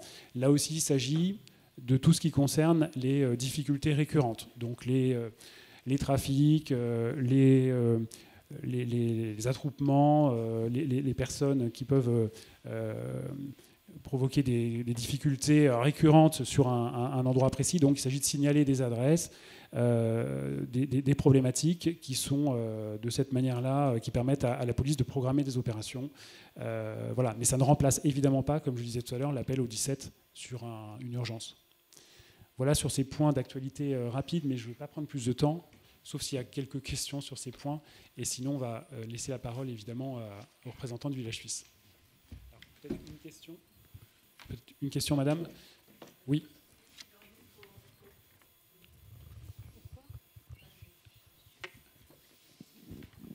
Qu'est-ce qu'il en est, du campus rue Cabanel ? Alors, peut-être que, effectivement, c'est une question qui n'est pas à l'ordre du jour, mais je vais vous répondre tout de suite, madame. Il n'y a rien de neuf aujourd'hui sur le campus Cabanel, puisque Ce bâtiment qui était l'établissement français du sang, donc cet établissement est parti, s'est installé avenue Émile Zola. Des travaux de curage ont été réalisés, assez bruyants, vous en êtes plainte d'ailleurs. Ils sont aujourd'hui terminés en principe. La foncière qui a acheté ce bâtiment n'a pas encore de permis de construire pour le transformer comme elle le souhaite. Donc il n'y a pas de travaux programmés dans l'immédiat, et lorsque ce sera le cas, il y aura une présentation, en tout cas on leur a demandé, en conseil de quartier. Leur projet est d'installer une école, un établissement d'enseignement supérieur à cet endroit, mais sans surélévation, sans agrandissement. Il y aura plutôt une réduction de la surface de ce bâtiment, puisqu'il manque de lumière, notamment à l'intérieur, donc il y aura plutôt une destruction de certaines parties. Voilà. Mais en tout cas, ce sera présenté le moment venu. Aujourd'hui, il n'y a pas de permis de construire, donc c'est trop tôt. Bien, merci beaucoup. Eh bien, maintenant, nous allons remonter à l'exposition universelle de 1900, si j'ose dire, et peut-être des informations plus récentes. Je vous passe la parole, Madame Dufay. Bonsoir à tous, merci de nous recevoir, merci à la mairie de nous accompagner dans nos projets, dans notre volonté en fait de redevenir ce qu'on est déjà, mais pas suffisamment à notre goût aujourd'hui, un pôle non seulement commercial d'antiquités et de marchands d'art, mais un pôle culturel du 15e arrondissement. Donc c'est l'ambition qu'on développe avec le nouveau bureau. Donc je vous présente Joël Boisgontier, que certainement de nombreuses personnes ici connaissent, qui est un enfant du quartier. Je vais lui laisser expliquer à quel point il l'est. Bonsoir à tous, je vous remercie de nous accueillir ici dans cette école où j'ai traîné, où j'ai usé mes fonds de culotte, ainsi que la maternelle à côté. Donc je suis du quartier effectivement, et je me suis installé au Village Suisse en 2015 en tant que spécialiste du mobilier design 50, 60, 70. Et je suis également brocanteur généraliste depuis 25 ans. Et je suis tombé, j'étais déjà tombé amoureux du Village Suisse il y a longtemps, mais je suis encore retombé amoureux de cet endroit. Et je vous invite vraiment à venir nous voir parce que c'est un endroit qui est fabuleux. Et donc je fais partie maintenant du bureau avec notre présidente du comité d'animation Cécile Dufay, et nous avons beaucoup de projets à vous présenter et à vous proposer. Voilà, merci. Alors j'imagine que beaucoup d'entre vous connaissent le Village Suisse. Est-ce que quelqu'un ne le connaît pas? Personne. On va faire un quiz à la fin, faites attention. Donc on va essayer de vous apprendre quand même 2-3 choses sur notre village et surtout sur les projets qu'on a, puisque on peut devenir partenaire aussi de ces projets, et on espère pouvoir apporter de la vie dans cet endroit qui est, on vient de parler de végétalisation, la plus grande promenade privée de Paris, l'un des plus grands jardins suspendus de la ville, puisque quand on est dans la résidence du Village Suisse principale, sise entre les avenues de Suffren, Champaubert et à la Sœur, en fait, on voit que l'ensemble des toits de nos galeries sont plantés. Donc c'était vraiment un projet extrêmement novateur. Donc on est végétaux et végétalisés depuis le départ, piétonniers depuis le départ. Et puis l'avantage aussi qu'on a, c'est que nous sommes en fait une frontière culturelle et commerciale entre le Paris des touristes du Champ de Mars et le Paris résidentiel du Champ de Mars et le Paris des Parisiens de l'avenue Lamotte-Piquet où tout le monde va dans les bonnes brasseries, et ensuite de la rue du Commerce. Donc on a une sorte de porte d'entrée, une sorte de narthex pour ceux qui sont friands d'architecture, de passage entre le Champ de Mars et le Paris brutaliste et pompidolien qui s'étend jusqu'à Beaugrenelle et jusqu'à Montparnasse. Donc j'imagine qu'on en reparlera un jour. Mais déjà, ce qu'on est, c'est, en tout cas, on essaie de le rester, un monde de poésie intemporelle. Donc j'imagine que tout le monde a déjà lu ce poème de Baudelaire, ici, tout n'est que luxe et beauté, luxe, calme et ordre et beauté, luxe, calme et volupté. Mais en fait, j'ai souhaité replonger dans mes cahiers d'écolier et me pencher un peu sur l'ensemble du texte que je trouve particulièrement adapté à notre village. Donc je vous laisserai le lire à la maison, mais quand on parle de meubles luisants polis par les ans qui décoreraient notre chambre, de miroirs profonds, de splendeur orientale, où tout parlerait à l'âme en secret, c'est évidemment ce que nous incarnons. Alors aujourd'hui, en fait, on a beaucoup évolué au village suisse, donc je vous propose de découvrir qui nous sommes rapidement. Donc en quelques mots, nous sommes un lieu d'exception en plein Paris Tour Eiffel, la frontière entre différents Paris, je viens de le dire, mondialement connu dans les années 70, mais qui malheureusement est devenue aujourd'hui une adresse un peu confidentielle pour les Parisiens. Une adresse de connaisseurs, certes, une adresse prisée en général des habitants de l'Ouest parisien et des habitants du quartier, mais à notre goût devenue un peu trop secrète. Et pourtant, on est une concentration unique en son genre d'experts du marché de l'art. Donc, en fait, on est spécialiste du beau de toutes les époques. Moi, je suis galeriste d'art contemporain. J'étais précédemment au Carré Rive Gauche et je regardais avec beaucoup d'intérêt le village suisse en me disant que, en fait, cette notion de village chez nous, elle existe vraiment. C'est-à-dire que Joël est le voisin immédiat, et donc il est spécialisé en mobilier 50 à 70, mais il est le voisin immédiat d'un des Cassiello qui est spécialiste des mobiliers 18e. À côté, il va y avoir une spécialiste de l'art du feu. Moi, je fais de l'art contemporain. Donc, on peut circuler comme ça dans les siècles, sans frontières de temps ni d'espace. Donc, on a différentes professions. Je ne sais pas si vous les connaissez toutes. On a des métiers d'art. Donc, si vous avez la curiosité de descendre dans cette cour anglaise que nous espérons rénover autant que vous espérez rénover l'île aux Cygnes et vos différents quartiers, c'est un quartier dans notre ville à nous. Mais il y a en fait d'intéressants métiers d'art. Nous avons quand même 2 relieurs, nous avons un encadreur, nous avons des personnes qui sont susceptibles de restaurer vos tableaux et on en parlera tout à l'heure, de vous rendre des services extrêmement concrets dans votre vie, en termes notamment d'expertise. Mais je propose de faire un petit voyage dans le temps. Donc aujourd'hui, en fait, nous sommes une centaine de marchands d'art passionnés par ce qu'ils font, évidemment, de l'art de toutes les époques, avec un goût pour la rareté. En fait, si on redescend dans le temps, donc je vous propose de retourner en arrière.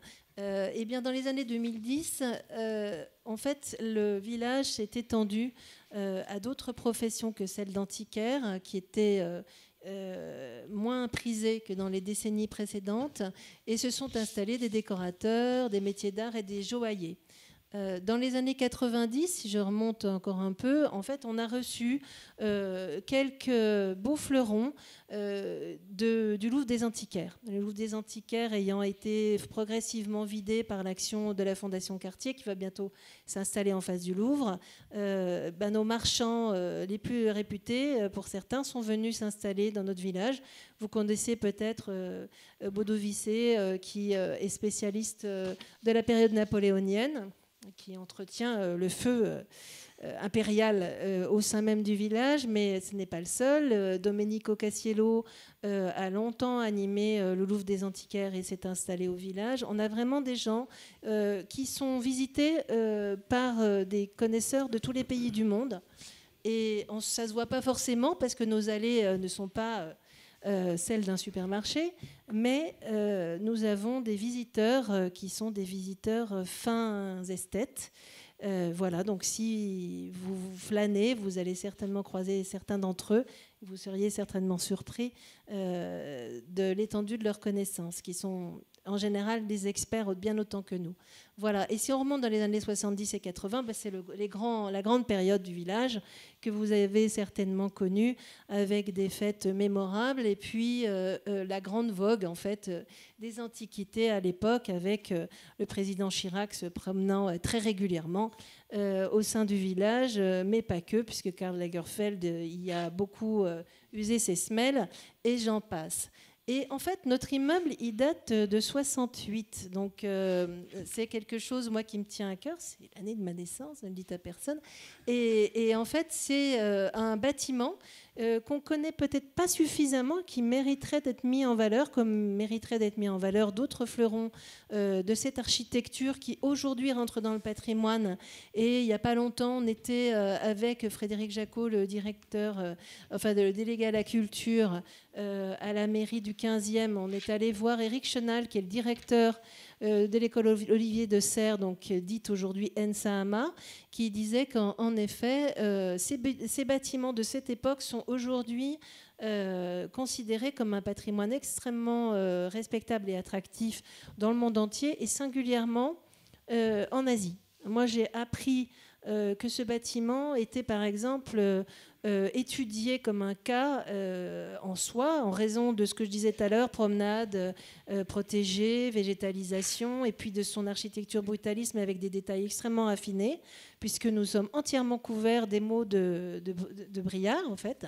Donc c'est assez étonnant, taillé en pointe de diamant, ce qui permet d'avoir ce changement de couleur qui passe du bleu ciel au vert d'eau, en passant par l'argent quand il y a le soleil qui tape directement. Et en fait, ce bâtiment, signé Charles Lindbergh et Jules Allemand, a été fait l'objet d'études très poussées à la faculté d'architecture de Séoul. Voilà, donc si vous avez des amis coréens, emmenez-les. Ils vont faire comme mon ami Mija Han, qui a ouvert un centre culturel coréen à Coutances. Et quand elle est arrivée devant le bâtiment, elle a dit « Ah, dingue, j'ai étudié ça quand j'étais jeune, il est magnifique, etc. » Donc, soyons fiers de tout ce patrimoine. Dans les années 20, c'est là qu'en fait, on acquiert l'estampille de Suisse, ce qui peut-être m'a fait penser à Lux calme et volupté. Il est vrai que nous sommes plutôt calmes, comme communauté, mais en fait tout simplement parce qu'à cette époque, donc vous avez certainement vu, il y avait une très jolie exposition à la mairie du 15e et ici même il n'y a pas longtemps, les photos du village suisse. Alors je vous recommande d'aller voir Zola photographe, parce que Zola était très amoureux de ce village suisse et a fait des photos du village suisse lui-même, avec son appareil de l'époque. Donc le village était suisse tout simplement parce que la parcelle avait été accordée à la Suisse, qui y avait construit un village alpestre. Il avait construit, donc il avait amené des vaches de Suisse, dont d'ailleurs les écuries sont encore debout. C'est là où il y a les fameux marchands de tapis d'Iran, Ismailov. Vous savez, il y a un petit passage, c'est assez bas, et en fait là logeaient les vaches suisses et les personnes qui s'occupaient du village suisse et des vaches aussi. Voilà. En haut, plutôt les gens, et en bas, les vaches. Donc, on a des vrais vestiges de cette époque. Et puis, évidemment, cet endroit-là était, encore avant tout ça, encore avant les Suisses, le lieu des puces du sud de Paris. Voilà. Donc, il y avait le temple, qui est le puce du centre, Saint-Ouen qui est encore les puces du nord, et nous, on était un quartier de puces. Donc, vous voyez comme les choses évoluent. On est passé de puces à brocante, de brocante à antiquaire, et puis d'antiquaire à antiquaire et marchand d'art au sens large. Voilà. Donc, nous sommes en revanche, nous sommes à la fois une copropriété et un quartier. Donc, c'est un peu compliqué. Et à ce titre, on a des discussions actuellement avec la mairie. Pourquoi c'est compliqué ? Parce qu'en fait, le village suisse, c'est pas que nous, c'est pas le bâtiment dont je vous ai parlé tout à l'heure et pour lequel j'ai beaucoup d'admiration, mais il y a aussi les bâtiments d'en face, et c'est étendu en fait sur les rues des Roulèdes et le passage Baratier, qui lui-même est entre deux copropriétés. Et en fait, aujourd'hui, nous, vous parlez de végétalisation, on a un rêve de rendre encore davantage piétonniers les accès au village et de végétaliser ces deux accès que sont Déroulède et Baratier, peut-être aussi Champaubert, ce qui ferait un U. Pourquoi ? Parce que c'est le flux naturel des piétons. En fait, il vient de la Motte-Piquet. Aujourd'hui, le village, il date d'une époque où on circulait beaucoup en voiture, où tout était très indiqué pour les automobilistes. Il est bien indiqué grâce à l'action de la mairie depuis l'intérieur du métro et depuis l'extérieur du métro, mais pour les personnes qui circulent en voiture, beaucoup moins signalisé pour les piétons. Et l'accès par des roulettes et baratiers est un peu triste. Vous le constatez vous-même, il sert aussi d'endroit de refuge à un certain nombre de personnes qui se comportent pas forcément très bien, et ça nuit à beaucoup de gens dans le quartier, et y compris à nous. Donc on a des discussions à ce sujet, et peut-être que ça aboutira à quelque chose, à un arc assez joli qui pourrait, à partir du Champ de Mars, aboutir à la Motte Piquet dans un niveau, je dirais, d'environnement urbain digne de tout le monde et digne de notre village. Alors, je vous ai parlé aussi de l'idée de refaire quelque chose d'intéressant à la cour anglaise. Ça, c'est en cours. Alors, n'oubliez jamais que vous avez cette jolie promenade et que non seulement elle est plantée, mais il y a des bancs où on peut s'asseoir qui sont intégrés en fait aux espaces verts de chacune de nos places. Donc, si vous voulez à peu de frais aller à Lugano, Genève, Lausanne, à Fribourg, etc., le tout sans vous user les semelles, c'est chez nous que ça se passe, et vous pouvez déjeuner agréablement en vous asseyant et en admirant nos vitrines. Vitrines qui sont ouvertes pour la plupart d'entre elles, que nous souhaitons voir davantage ouvertes. Donc n'hésitez pas, si vous avez des amis antiquaires qui ont des métiers d'art, à leur parler de notre joli village. On les recevra avec plaisir s'ils ont envie d'ouvrir une boutique chez nous. Et puis sachez aussi que nous sommes ouverts du jeudi au lundi.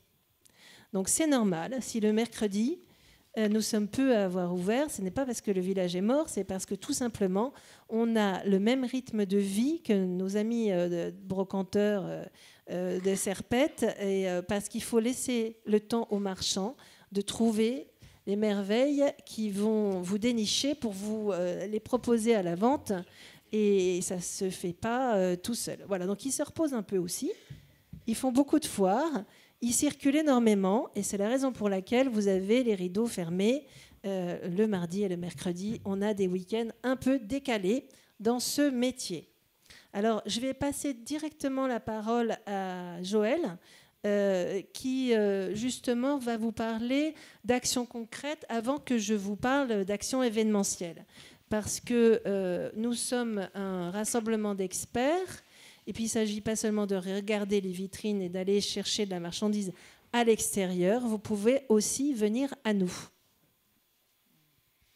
Oui, effectivement, c'est une idée qui m'a trotté récemment dans la tête. Donc cette idée, c'est de vous recevoir le 3e vendredi de chaque mois entre 17h et 19h pour nous apporter éventuellement des objets à expertiser, pour nous demander des conseils par rapport à des successions, ou si vous cherchez un notaire, ou si vous cherchez un commissaire-priseur qui pourrait venir dans votre appartement pour faire une expertise. Voilà. Nous souhaitons nous ouvrir davantage et nous souhaitons vous voir davantage au village. Donc cette action sera menée le vendredi, le 3e vendredi, donc je me répète, le 3e vendredi entre 17h et 19h. Je pense que sur le papier, il va y avoir toutes nos coordonnées. Voilà. Et donc ça fait partie des nouveaux engagements que nous sommes fixés. Voilà. Avec vous, avec ce 15e que nous adorons beaucoup, et puis avec les autres quartiers à Paris, bien évidemment, les autres quartiers qui sont à côté, comme le 7e. Notamment. Et ce qui me fait très plaisir, c'est quand on vous a posé la question tout à l'heure à savoir qui ne connaissait pas le village suisse, visiblement aucun doigt ne s'est levé.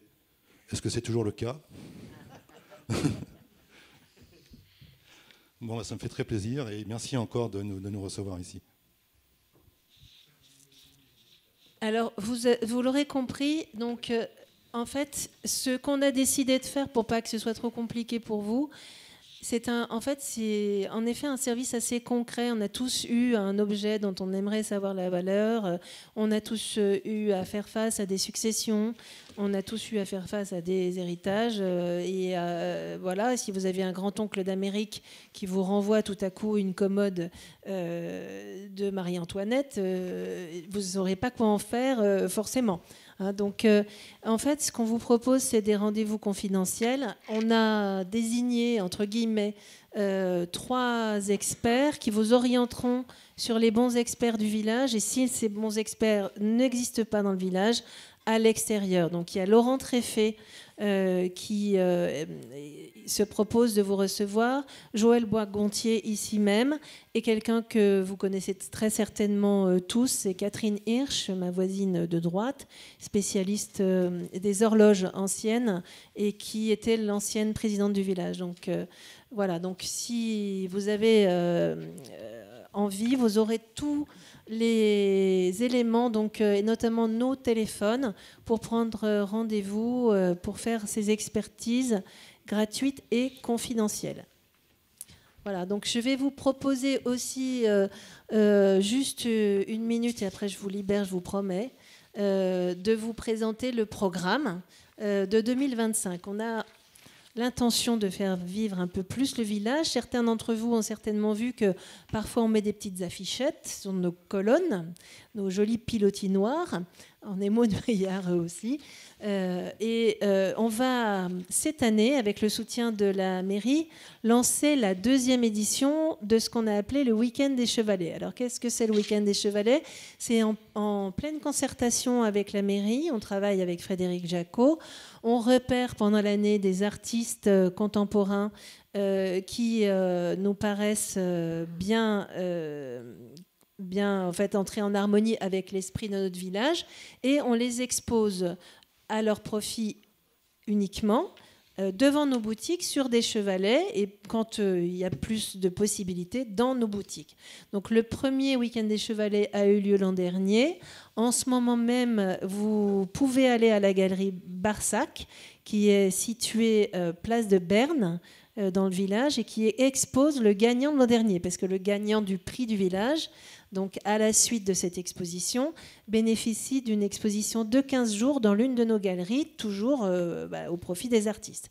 Donc cette année, c'est Stéphanie Guglielmetti qui fait un merveilleux travail avec des éléments de haute horlogerie. Donc beaucoup d'aiguilles, notamment. C'est extrêmement volatile et très très poétique.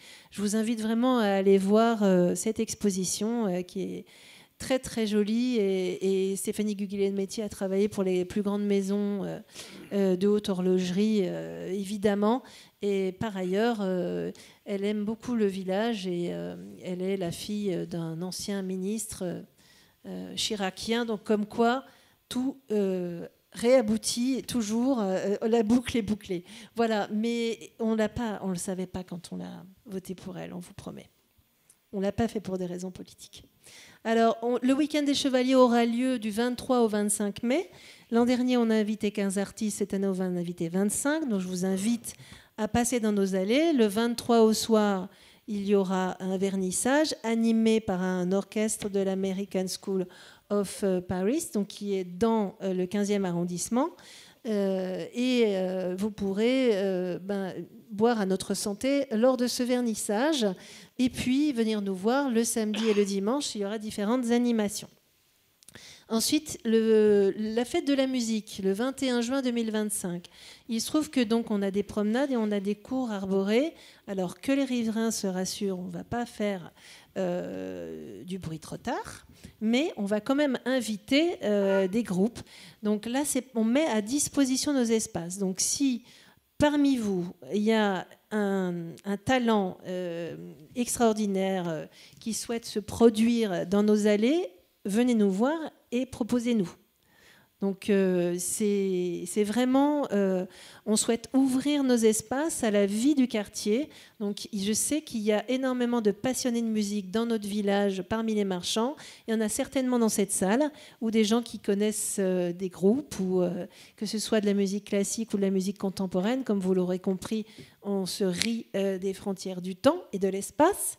Et donc vous êtes les bienvenus. Ensuite, le village va s'inscrire dans un parcours. Vous savez, le mois d'octobre à Paris, il y a Paris Design Week. Ça fait suite au salon Maison et Objets. Toute la ville vibre au rythme du design contemporain.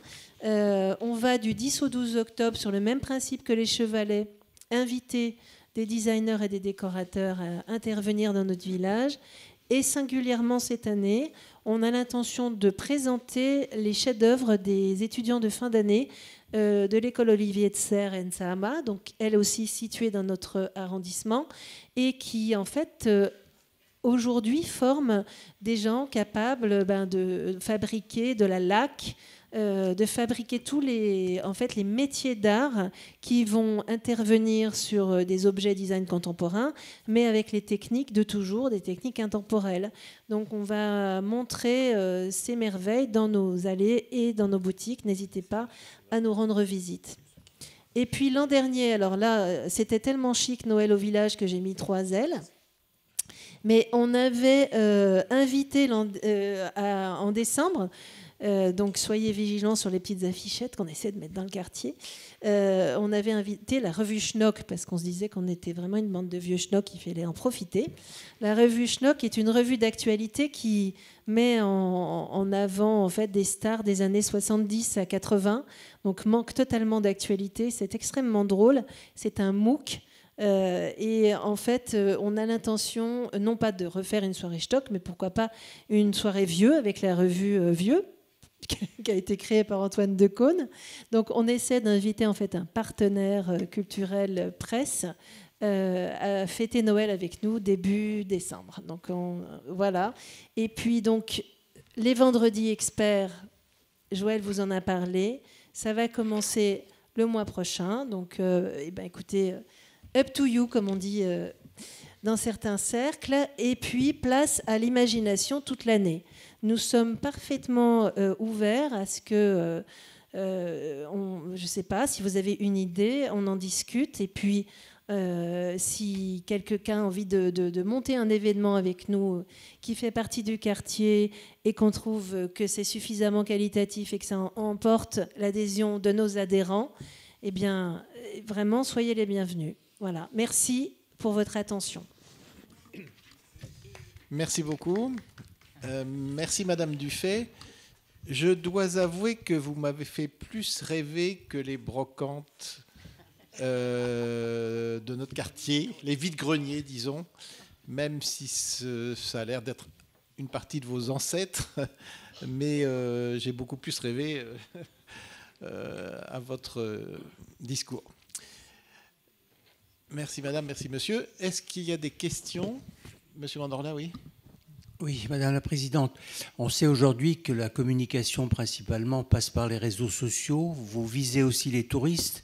Quelle politique avez-vous à cet égard par rapport aux réseaux sociaux dans le monde entier pour faire venir plus de touristes dans notre cher village suisse?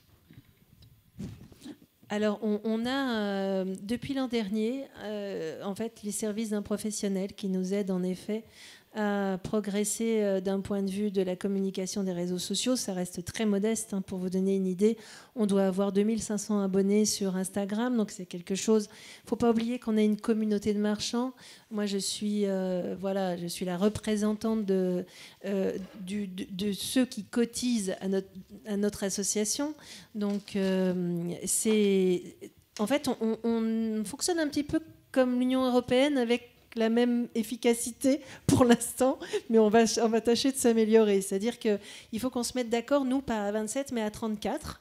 Et parfois, c'est un peu lent. Mais oui, bien sûr, on a l'intention de faire quelque chose. Ce matin, nous étions, Sylvie Vincent, qui est la secrétaire générale de l'association, et moi-même, à la Chambre de commerce et d'industrie de Paris, où beaucoup de gens sont très inquiets de l'effondrement de la circulation touristique dans Paris, puisque c'est génial, la piétonisation et l'interdiction de circuler des voitures, des bus et tout ça, mais beaucoup de gens, du coup, se coagulent aux mêmes endroits. Et en fait, la ville aujourd'hui n'est pas encore repensée du point de vue des circulations de transport en commun pour permettre à des touristes qui s'intéresseraient par exemple à l'Antiquité de faire Serpette, le Carré Rive Gauche, le village suisse. Donc c'est des choses sur lesquelles on interpelle aujourd'hui les pouvoirs publics, et c'est pas seulement avec les réseaux sociaux malheureusement qu'on peut résoudre ce problème. Je crois qu'on a là à ma gauche Michel Audierne qui représente une association de défense du Champ de Mars. Tant qu'il y aura une angoisse à l'idée de s'égarer sur les bords du Champ de Mars dans notre direction, ça nuira aussi à la circulation. Mais il faut repenser les circulations, en effet, et les rendre plus fluides. Nous, on constate depuis 2020, comme beaucoup de gens, qu'on a perdu beaucoup d'Américains. On a plus récemment perdu les Asiatiques. Bien sûr, on n'a plus les Russes ni les Israéliens. Ça fait quand même du monde à la fin. En revanche, on voit revenir les Parisiens et ça me réjouit beaucoup. Donc, je ne suis pas certaine qu'il faille, dans l'immédiat, privilégier la circulation internationale. Ce que j'aimerais, c'est sortir... C'est génial d'être une adresse secrète. Ça évite d'avoir trop de monde, etc. C'est assez chic, mais quand même, c'est assez rasoir. J'avoue qu'on serait un peu moins secret, un peu plus visité, on s'en porterait très bien tous. Donc, c'est plutôt en direction des Parisiens qu'on a envie d'exister aujourd'hui. Mais je vous dis, nous, on a changé le bureau en septembre dernier, donc c'est très récent. Et on a bien entendu l'intention en tout cas de provoquer une réflexion peut-être aussi avec les autres endroits qui nous ressemblent dans Paris. Parce que tout seul, ça va être compliqué.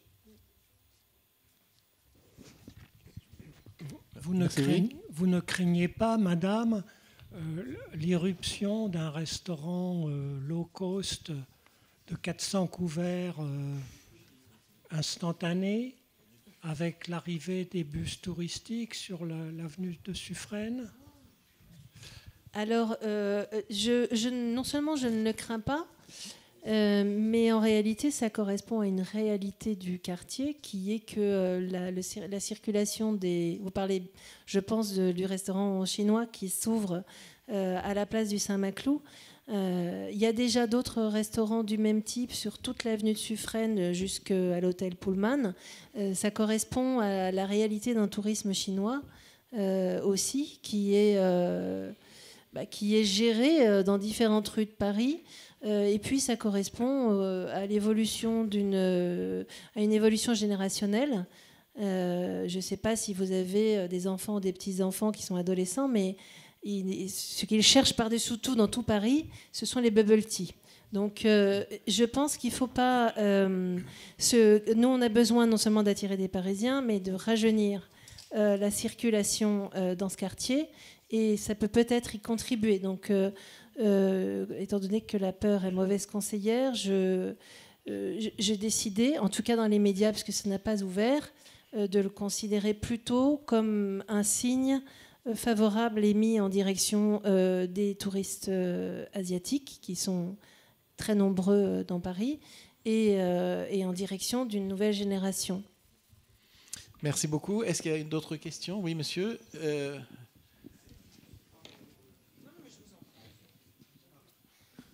Oui, merci. On est ravis de savoir que notre quartier va s'améliorer et se végétaliser et que le village suisse va être magnifique dans quelques jours. Le seul problème, c'est que pour y accéder, c'est dégueulasse. Je m'excuse, j'habite avenue de Suffren, c'est dégueulasse. Les quartiers est dégueulasse, il n'est pas sécurisé. Il y a des gens ivrognes en permanence devant le village suisse. Qu'est-ce qui est prévu? Voilà. Monsieur le fait que l'avenue Lamotte-Piquet et l'avenue de la Bouffe, maintenant, avec des problèmes de mobilité pour les gens non-voyants qui étaient là, c'est devenu un vrai problème et une catastrophe pour le quartier. Je voulais intervenir, mais je le ferai peut-être un petit peu après, justement sur ce grand restaurant qui va s'ouvrir, puisqu'il s'ouvre juste au pied de chez nous. Et je voudrais vous en dire un mot, parce qu'on n'est pas en train de parler de 400 couverts, on est en train de parler de 1000 couverts jour, ce qui est juste monstrueux, sur une surface de plus de 1000 mètres carrés. On est en train de parler d'un service qui va démarrer à 10h30 le matin avec les livraisons à domicile et qui s'arrêtera à 23h au plus tôt. On est en train de parler donc d'un service en continu. On est en train de parler de toutes les nuisances que vous pouvez imaginer autour de cette restauration, qui est juste énorme. Un restaurant de cette taille-là dans Paris, je pense qu'il n'y en a pas. Il y en a probablement à l'extérieur de Paris, mais dans Paris. Alors j'espère qu'il amènera à Madame Dufay tout ce qu'elle en attend, ou tout ce qu'elle en espère de bien pour son commerce, ou pour les commerces du village suisse que nous aimons tous beaucoup, moi la première. Mais nous qui sommes ce quartier d'immeubles directement concerné, puisque ce restaurant rentre pour les 3/4 de sa surface au milieu de notre jardin, on vous demande donc votre aide. Nous avons lancé une pétition pour essayer de l'empêcher d'ouvrir et en tout cas de lui faire prendre des engagements de respect de l'environnement et de respect de l'environnement des riverains. Et donc, je vous ai apporté quelques flyers. Si vous voulez nous aider, signez cette pétition qui demande simplement que, avec le soutien de la ville de Paris d'ailleurs, puisque la mairie nous avait soutenus dans cette démarche, on empêche ce restaurant d'ouvrir, ou au moins qu'on l'oblige à fonctionner dans le respect de la réglementation. Voilà ce que je voulais simplement dire. Merci madame. On va peut-être revenir au sujet du village suisse. Je vais passer la parole à monsieur Semel, bien sûr, pour vous répondre. Est-ce qu'il y a d'autres questions sur le village suisse, qui est notre sujet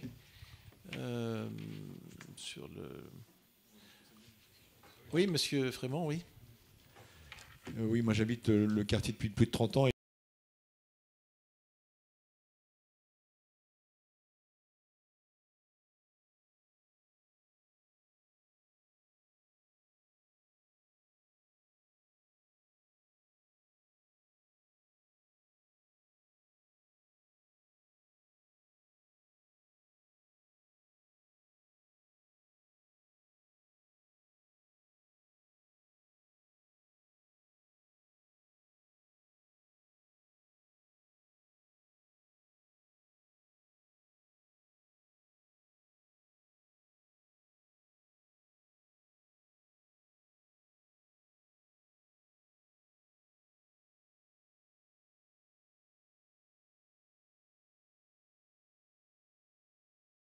Des roulettes qui, en fait, ne sont plus à la hauteur de ce qu'on pourrait attendre de ces entrées du village suisse.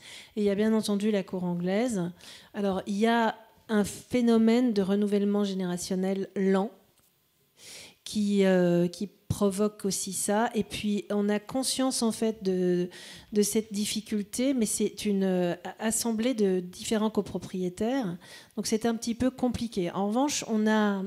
je ne sais pas si Monsieur Semel me laissera dévoiler ça, mais on a aujourd'hui, via Rachida Dati, il y a une énorme initiative qui a été prise vis-à-vis des métiers d'art qui s'appelle les manufactures nationales. Donc vous connaissez tous les manufactures royales dont la République a hérité.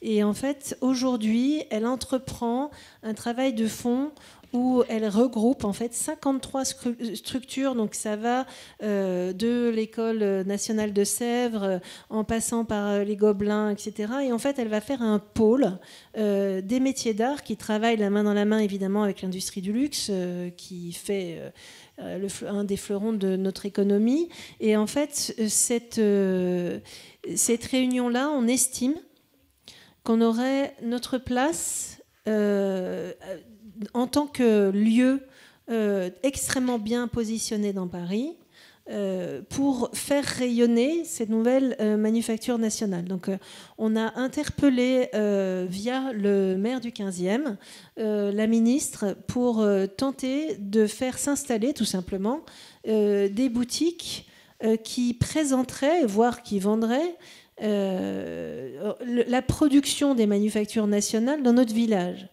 Parce que, en fait, évidemment, si vous connaissez ce musée, il est magnifique, mais pour aller à Sèvres, c'est pas tout près non plus. Les Gobelins sont dans Paris, mais il y a énormément de manufactures qui sont réparties sur tout le territoire national et qui n'ont pas de vitrine dans Paris. Donc, après tout, la RMN existe. on pourrait peut-être inventer la RMMN. Voilà, donc, et en fait, étant donné notre emplacement, ce serait un endroit de rêve pour, en effet, revivifier le village et peut-être singulièrement cette cour anglaise. Donc c'est vraiment quelque chose sur lequel en fait on est engagé, de même ce que je vous disais tout à l'heure, comme le point d'entrée dans un grand arc qui irait du Champ de Mars jusqu'à la gare Montparnasse en passant par Beaugrenelle, sont des projets de très longue haleine qu'on ne peut pas mener seul parce que on a beau être très enthousiaste, passionné et expert, on a quand même des petits bras par rapport à ces gros sujets. Et donc, on s'appuie en concertation avec les acteurs du 15e et pour l'instant en excellente intelligence. Donc, souhaitons que tout ça continue. Je prendrai la parole très brièvement pour vous remercier, madame et monsieur, vraiment de toute l'énergie que vous mettez depuis plusieurs mois maintenant pour redynamiser, insuffler vraiment quelque chose de nouveau au village suisse. Vous l'avez dit, effectivement, il y a une réflexion qui s'est amorcée sur différents sujets, alors qui sont assez, en effet, différents en ce qui concerne l'espace public, puisque du côté de Paul Déroulède ou Champaubert, on est bien sur l'espace public. Du côté du passage Baratier, qui est un problème en soi, c'est un espace privé. Néanmoins, on va essayer d'examiner les pistes avec vous, voir ce qui peut être fait avec les différents acteurs pour améliorer la propreté, la sécurité et la végétalisation de ces différents endroits. C'est quelque chose qui peut-être, on l'a vu dans la première partie de cette réunion, parfois ça prend beaucoup de temps. C'est vrai que la végétalisation, la remise en état de l'île aux Cygnes, il a fallu attendre plusieurs années, mais on y est arrivé. Donc j'ai bon espoir qu'on puisse produire des résultats, obtenir des résultats positifs pour le village suisse, qui est, je pense, une partie de l'identité de ce quartier, et donc qui a vraiment vocation à rayonner encore plus dans le 15e et au-delà, voilà, pour les Parisiens et pour les visiteurs aussi internationaux. Est-ce qu'il y avait peut-être d'autres questions encore sur ce sujet ? Et bien sûr, je ne l'ai pas dit, mais nous utiliserons, comme on le fait déjà, les outils de communication de la mairie pour signaler les opérations. Le week-end Chevalet que je vous invite à découvrir, je l'avais fait l'an dernier en ce qui me concerne. Et puis ce que vous avez annoncé en ce qui concerne les rendez-vous avec les experts, les visites le 3e vendredi de chaque mois. Juste un petit mot. En fait, nous avons fait la fête du quartier l'année dernière au mois d'octobre ou novembre, je crois, je ne sais plus, juste devant la rue du Général Baratier, justement. Avec le problème particulier, parce qu'on avait évoqué le sujet du fait que ça appartienne à 2 copropriétés, en fait. D'ailleurs, j'y suis passé nous faisons régulièrement, tous les 2-3 mois, un tour du quartier, justement pour les problèmes de propreté de voirie. Et j'avais vu ce problème particulier, et j'avais vu des personnes qui nous avaient signalé effectivement les quelques problèmes spécifiques à cette rue, entre guillemets. J'invite le conseil de quartier à fêter à sa fête annuelle en novembre chez nous. Merci beaucoup. Bon, pas d'autres thèmes de toute manière. Juste dire un mot, parce que ça a été évoqué évidemment sur l'ouverture, madame, vous le signalez, prochaine de ce restaurant. Ça avait été évoqué lors de la dernière réunion du conseil de quartier. Vous dire évidemment que avec les moyens dont nous disposons, parce que nous ne pouvons pas, ni la mairie d'arrondissement, ni la ville de Paris, empêcher l'ouverture de certains commerces. Néanmoins, nous sommes extrêmement vigilants sur les conditions dans lesquelles ce restaurant, sur lequel le maire d'arrondissement a en effet émis un avis défavorable au regard de tout ce que vous avez évoqué, c'est-à-dire le fait qu'il soit enclavé dans une copropriété de plusieurs centaines de logements, avec des problématiques sonores, voilà, sans doute effectivement d'extraction aussi des cuisines. Donc nous serons extrêmement vigilants en sachant que voilà, il y a un recours qui a été engagé par la copropriété, qu'on suit ça donc de près. Donc c'est pas seulement un litige privé, ça concerne aussi évidemment le quartier, voilà, la clientèle éventuellement internationale. Donc enfin, voilà, c'est un sujet qui va être suivi et je vous invite à vous rapprocher du conseil syndical de cette copropriété si vous êtes intéressé par les actions qu'il mène. Merci beaucoup. Écoutez, je pense qu'on peut clôturer. Merci beaucoup de votre présence. Et puis je vous invite au prochain conseil de quartier. Merci madame. Merci monsieur.